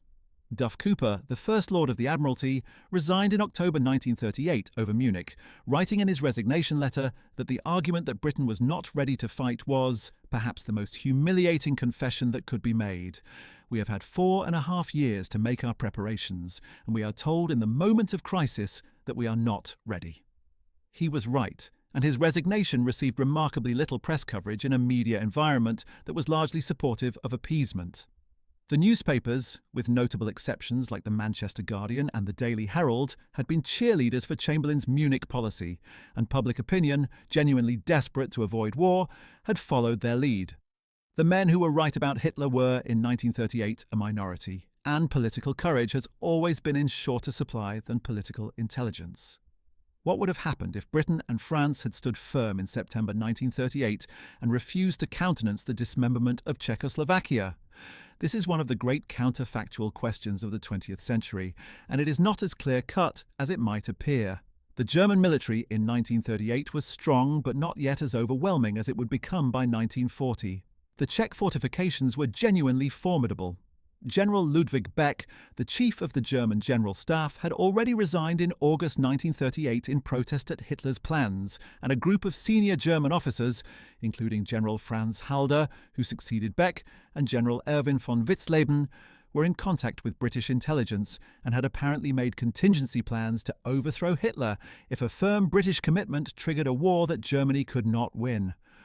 Would the conspiracy have succeeded?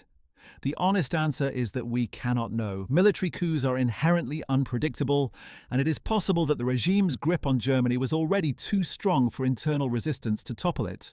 But it is beyond doubt that standing firm in 1938 would have presented Hitler with a far more difficult choice than Munich actually offered him, and that the combination of Czech resistance, French military action, and internal German opposition might have ended his career far sooner than 1945. Instead, Munich gave Hitler a triumph that eliminated the most credible anti-war faction within the German military by demonstrating that his apparent recklessness always paid off, and that the Western democracies would always blink.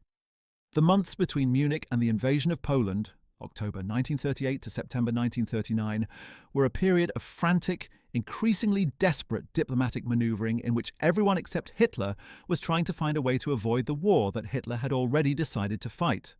The British and French guarantee to Poland was psychologically important, but practically limited.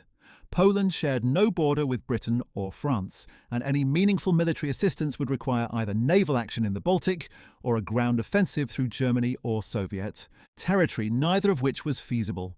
The guarantee was, in essence, a tripwire. Not a realistic plan of military assistance, but a commitment that would trigger British and French entry into a war that, in the short term at least, Poland would have to fight largely alone. Polish leaders understood this perfectly well, and they responded with remarkable courage, repeatedly refusing German demands, mobilizing their armed forces, and declining to grant the transit rights through Poland that the Soviet Union demanded as a condition for any alliance commitment. The Poles knew from bitter experience that both their neighbours were threats, and they were not entirely wrong to be suspicious of Soviet assistance that might result in permanent occupation. In the spring and early summer of 1939, Hitler's pressure on Poland escalated steadily. The immediate object of his demands was the free city of Danzig, the predominantly German port city under League of Nations administration that Germany had lost in 1919, and the right to build an extraterritorial rail and road link across the Polish corridor. But these were, as with the Sudeten demands before them, escalating pretexts rather than genuine grievances. Hitler's actual goal, as he had made clear to his commanders in April 1939, was the destruction of Poland as a political entity, and the incorporation of its western territories, Danzig, the corridor, and eventually much more, into the Reich, while its remaining territories would serve as Lebensraum for German settlement and a staging ground for the eventual war against the Soviet Union. When the British and French announced their guarantee of Poland on March 31st, Hitler was furious and publicly contemptuous. On April 28th, in a Reichstag speech that was a masterpiece of sarcastic demagoguery, he renounced the Anglo-German Naval Agreement of 1935 and the German-Polish Non-Aggression Pact of 1934 simultaneously, waving both documents aside as obsolete.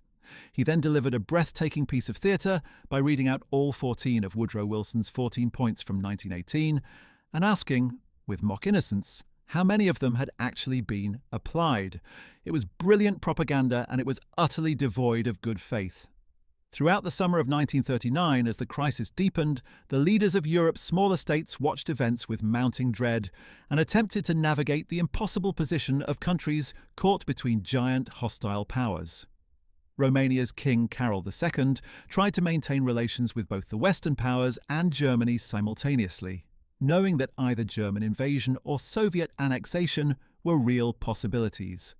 Hungary, which had benefited from German support in recovering lost territories from Czechoslovakia, was drawn into the German orbit but attempted to preserve some independence of action. Yugoslavia attempted a delicate neutrality between competing pressures. Finland was building its extraordinary defensive fortifications, the Mannerheim Line, in anticipation of Soviet pressure that would materialize in November 1939 in the form of the Winter War. The Baltic states of Estonia, Latvia, and Lithuania, which had been assigned to the Soviet sphere of influence in the Molotov-Ribbentrop secret protocol, were about to lose their independence after 20 years of hard-won democratic statehood. The smaller countries of Europe in the summer of 1939 were like villages watching a fire sweep across a prairie toward them, able to see the smoke and feel the heat, but unable to do anything except wait for it to arrive. The economic dimensions of the crisis also deserve more attention than they typically receive. By 1938 to 1939, Germany's economy was strained almost to breaking point by the enormous cost of rearmament. The four-year plan introduced in 1936 and directed by Hermann Göring had pushed German industrial production toward war preparation at a pace that was generating serious shortages of foreign exchange, food, and raw materials. Germany imported approximately one-third of her raw material needs and was dependent on foreign trade for goods she could not produce domestically. The British naval blockade that would be imposed in the event of war was a genuine strategic threat. It had been the blockade of the First World War that had brought Germany to the point of starvation and had contributed significantly to the collapse of 1918. Hitler and his economic advisers knew that Germany could not sustain a prolonged blockade, and this was one of the reasons that speed, the blitzkrieg approach of rapid, decisive military operations, was not merely a preferred tactic, but an economic necessity. Germany needed to win wars quickly and cheaply, seizing the resources of conquered territories before the costs of protracted conflict exceeded her capacity to bear them. This economic logic drove both the timing of Hitler's aggression and the manner in which he proposed to wage war, a logic of conquest that was built into the Nazi system from the moment of its assumption of power. The Molotov-Ribbentrop Pact of August 23, 1939, which we have already discussed, deserves one further consideration. what it meant for Stalin and the Soviet Union. Stalin's decision to sign the pact has been analysed in innumerable ways, as a cunning piece of realpolitik designed to buy time, as a catastrophic miscalculation that gave Hitler the freedom to destroy France in 1940 and then turn east against an unprepared Soviet Union in 1941, as a reflection of Stalin's personal paranoia and his suspicion of everyone, including his own generals. All of these interpretations contain elements of truth. What is certain is that Stalin's purge of the Red Army in 1936 to 1938, in which virtually the entire senior officer corps was arrested, many executed, and the rest replaced by politically reliable but often militarily incompetent men, had severely damaged Soviet military effectiveness at precisely the moment when it was most needed. The Soviet performance in the Winter War against Finland in 1939 to 1940, in which a small, determined Finnish army held off the Red Army for over 3 months, inflicting casualties many times its own strength before finally being overwhelmed, revealed the depth of these problems to the world and, crucially, convinced Hitler that the Soviet Union was a military colossus with feet of clay that could be destroyed in a rapid campaign. It was a judgment that contained both truth and tragic error, and it would eventually bring the Nazi regime to ruin on the steppes of Russia. But in the last days of August 1939, all of that lay in a future that was still just barely imaginable as something that might be prevented. On August 25th, Hitler had actually issued the order to begin the invasion of Poland, only to be stunned into a temporary halt when Britain formally signed a full mutual assistance treaty with Poland, a gesture that Hitler had not expected and that momentarily made him pause. He also learned that day that Mussolini had definitively confirmed that Italy would not enter the war on Germany's side. These two blows combined to make Hitler hesitate for several days, days that some historians have argued constituted the last realistic moment at which a negotiated solution might have been reached. But the negotiations were increasingly farcical. Hitler's demands escalated by the hour, each new set of conditions designed not to reach agreement but to demonstrate German reasonableness while making agreement impossible. He proposed through the Swedish businessman Birger Dalarus, who was acting as an unofficial intermediary, to receive a British plenipotentiary who would come to Berlin with full powers to settle all outstanding issues. The British, burned repeatedly by personal diplomacy with Hitler, declined to send a minister with full powers and instead proposed normal diplomatic channels through ambassadors. Hitler declared British bad faith and ended negotiations. The game was over. On the evening of August 31st, German SS units staged a fake attack on the German radio station at Gliwice, on the German-Polish border, using concentration camp inmates dressed in Polish uniforms as attackers, whose bodies could be displayed to the press as evidence of Polish aggression. It was a crude and transparent provocation, the kind of false flag operation that would have deceived no one in normal circumstances. But Hitler was not trying to deceive the world. He was providing a legal pretext, however thin, for German domestic propaganda purposes, and he cared nothing for what the rest of the world thought. In the early hours of September 1st, 1939, German forces crossed the Polish border along its entire length. The battleship Schleswig-Holstein, which had been invited into Danzig harbour on an ostensibly courtesy visit, opened fire on the Polish fortress of Westerplatte, the Luftwaffe, struck Polish airfields, railway junctions and civilian targets across the country. 132 German divisions, supported by 2,000 aircraft and 1,500 armoured vehicles, fell upon Poland's 39 divisions in a campaign that would demonstrate to a horrified world the terrifying effectiveness of coordinated armoured and air power, the Blitzkrieg doctrine that the Wehrmacht had been developing and rehearsing since 1935. Poland fought with extraordinary bravery against impossible odds. The image of Polish cavalry charging German tanks is largely mythological. Polish cavalry units actually performed effectively in the early stages of the campaign as mounted infantry, and the famous incident at Krojanty was misrepresented by German and Italian propaganda. But the fundamental asymmetry of the situation was real enough. Germany's war machine was vastly superior in equipment, training, coordination, and numbers to anything Poland could deploy. Polish forces fell back fighting, attempting to hold defensive lines that were turned by armoured thrusts before they could be consolidated. The Luftwaffe controlled the skies from the first hours of the campaign, systematically destroying Polish air assets, road and railway communications, and deliberately targeting civilian populations to spread panic and destruction. Warsaw was bombed relentlessly. On September 17th, as the Polish government was attempting to reorganize its forces in the southeastern corner of the country, Soviet forces invaded from the east, taking advantage of the Molotov-Ribbentrop secret protocol and effectively ending any realistic hope of prolonged Polish resistance. The Polish government escaped into exile, eventually establishing itself in London, and the Polish armed forces that could be evacuated would eventually fight on every front of the Second World War, with a distinction that deserves to be far better remembered than it typically is. On September 27th, 1939, Warsaw, which had been under aerial bombardment and artillery fire for weeks, surrendered. Poland had ceased to exist as an independent state 27 days after the invasion began. The country was partitioned.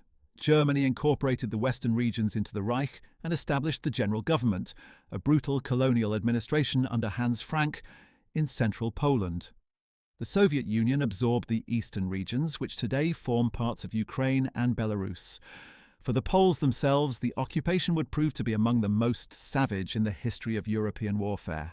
Deliberate campaigns of murder against the Polish intellectual and political elite, the systematic destruction of Polish cultural institutions, and the ultimate horror of the Holocaust, for which the Germans chose Poland as their primary killing ground, precisely because it contained Europe's largest Jewish population.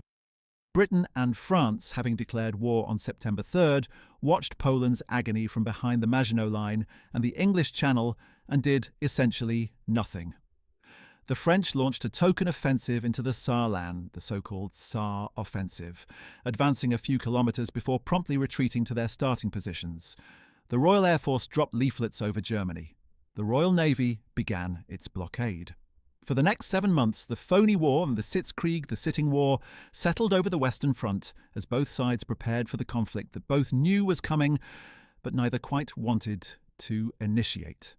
It was an eerie, unreal period that would end in May 1940 with the German assault on France and the Low Countries. The campaign that would fall like a thunderbolt, and in 6 weeks sweep away everything that had seemed solid and permanent about the Western order. But before that thunderbolt fell, it is worth pausing to consider what those 20 years between the armistice and the invasion of Poland actually represented in human terms. The men and women who lived through that period, the veterans of the Great War who had survived the trenches, the children of the 1920s who had grown up amid economic chaos and political violence, the Jewish families of Germany who had watched their world disintegrate piece by piece since 1933, the Poles and Czechs and Austrians who had dared to hope that the promises of Versailles would be kept, were not historical abstractions or necessary casualties of some predetermined historical process. They were human beings who wanted what human beings have always wanted: safety, stability, the ability to build a life and raise a family without fear. The 20 years of nominal peace between the wars gave them just enough of those things to make the loss of them devastating. It was a period of extraordinary cultural and artistic flourishing. The Roaring Twenties in America, the Weimar cultural explosion in Germany, the great literary generation of Hemingway and Fitzgerald and Woolf, the cinema of Chaplin and Lang, the jazz clubs of Paris and Berlin. All of this was destroyed by what followed, along with the millions who had created and enjoyed it. The question of why 20 years of peace couldn't last has no single clean answer, but it has several inescapable conclusions. Peace failed because the Treaty of Versailles created a settlement that satisfied neither justice nor stability, harsh enough to generate fury, not harsh enough to prevent the revival of German power. Peace failed because the League of Nations, the institution designed to replace the old balance of power with collective security, was born without the United States and died without the will of its remaining members to enforce its principles.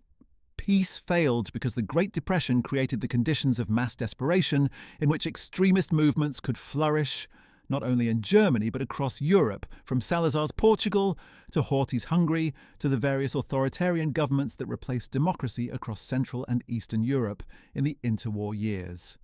Peace failed because Mussolini showed that fascist aggression could succeed without consequences, and Japan showed that imperial conquest in Asia would be tolerated by a league that could not or would not act.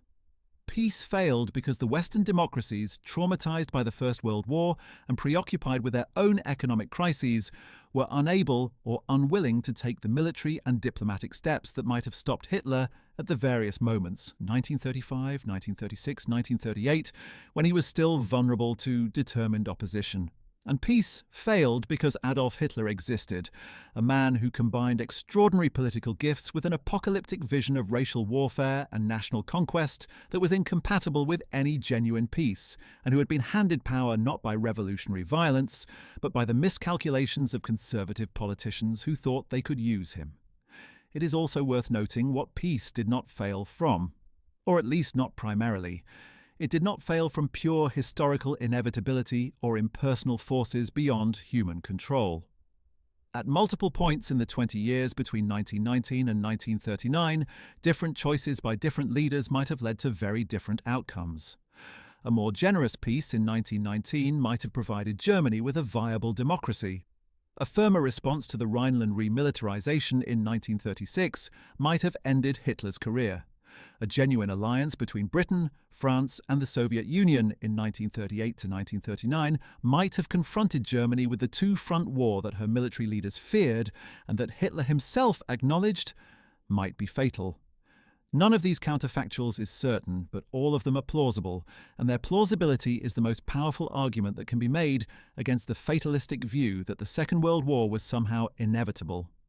It was not inevitable. It was the product of specific human failures of vision, of courage, of generosity, of intelligence, occurring at critical moments in a chain of causation that stretched back to the guns of August 1914. The most important lesson of the 20 years between the wars is not that aggression is unstoppable, but that it must be stopped early, before it gathers the momentum that makes stopping it catastrophically costly. Every year of appeasement purchased another year of German rearmament and another escalation of Hitler's ambitions. The blood price paid in September 1939 and in the 5.5 years of war that followed was in significant measure the bill for the compromises and concessions of the preceding decade.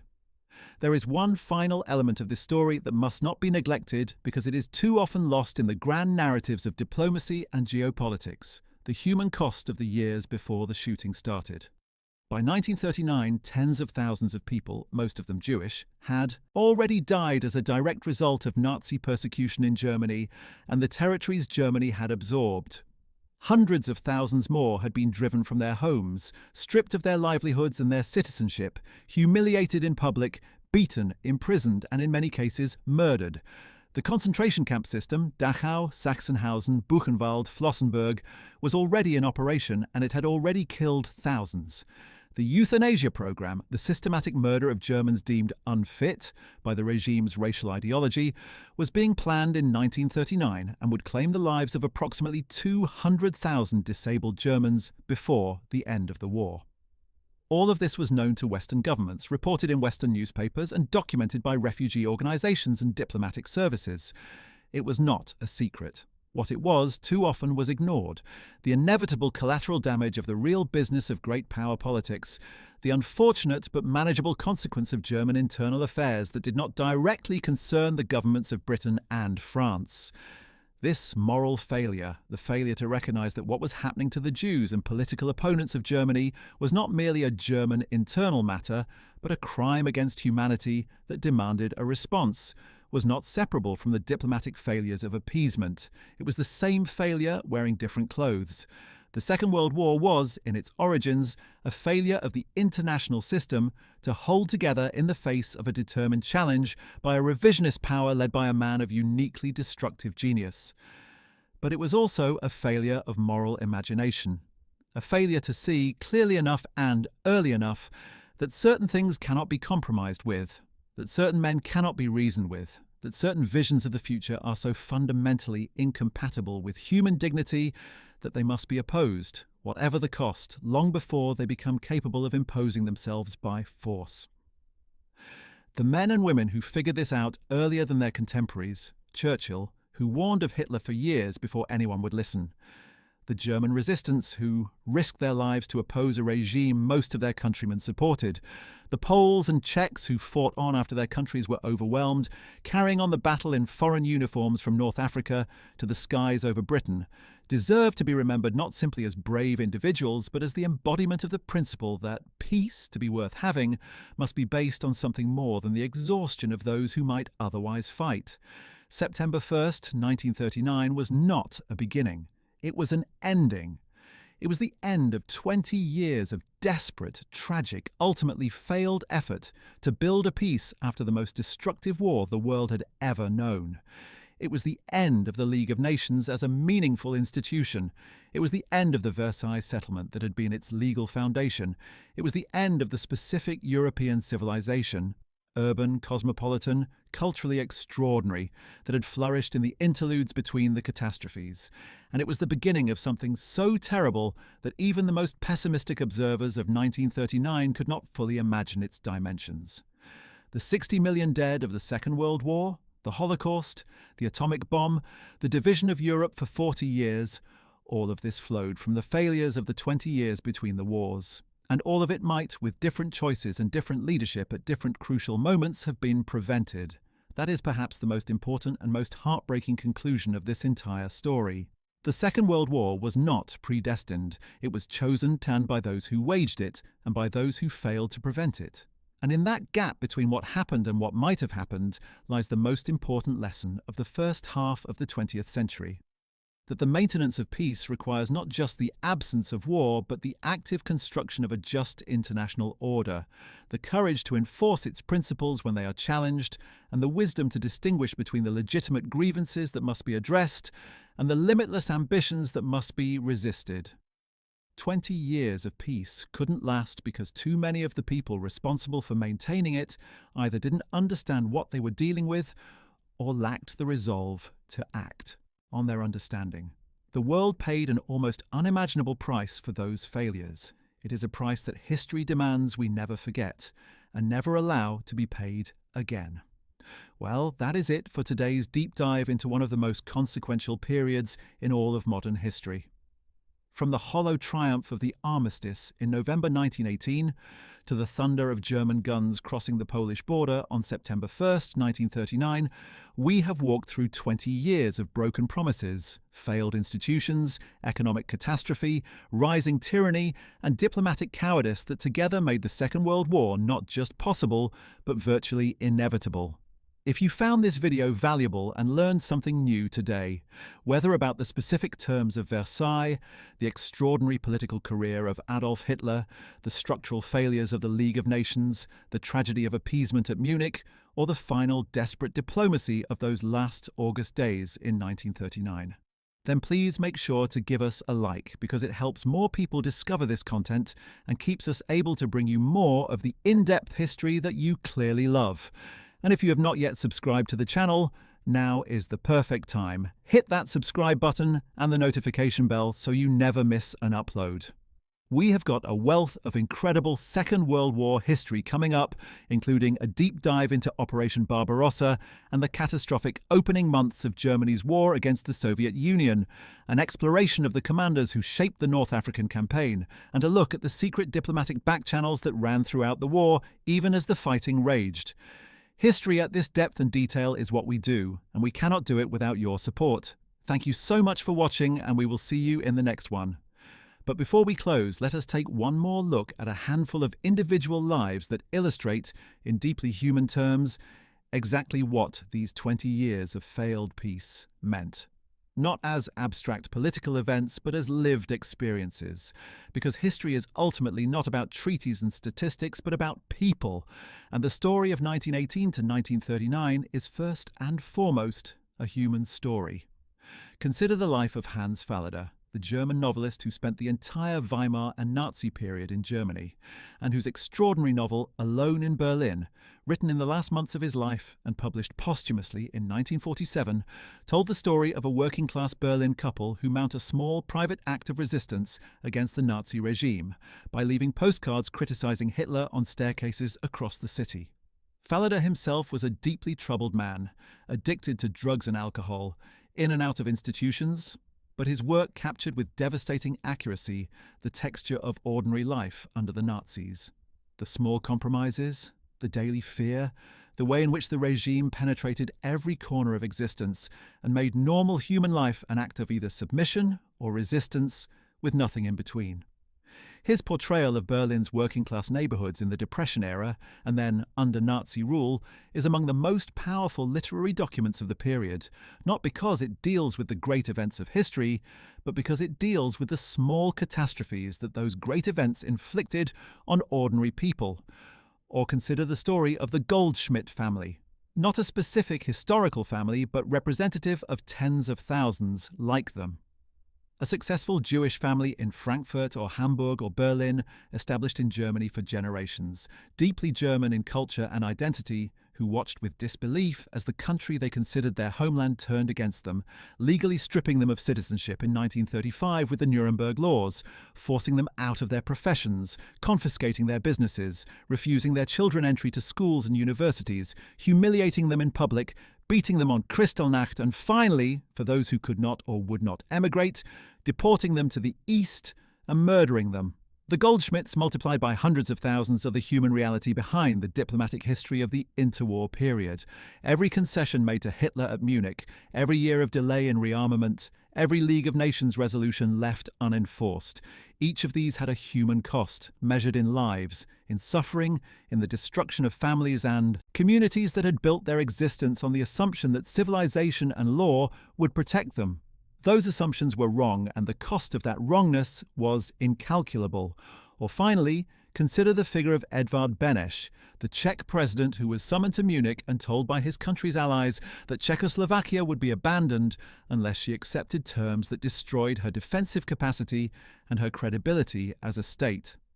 Beneš chose to accept, to save Czech lives by surrendering Czech sovereignty, calculating that a democratic Czechoslovakia might one day be restored if she did not waste her soldiers in a hopeless battle.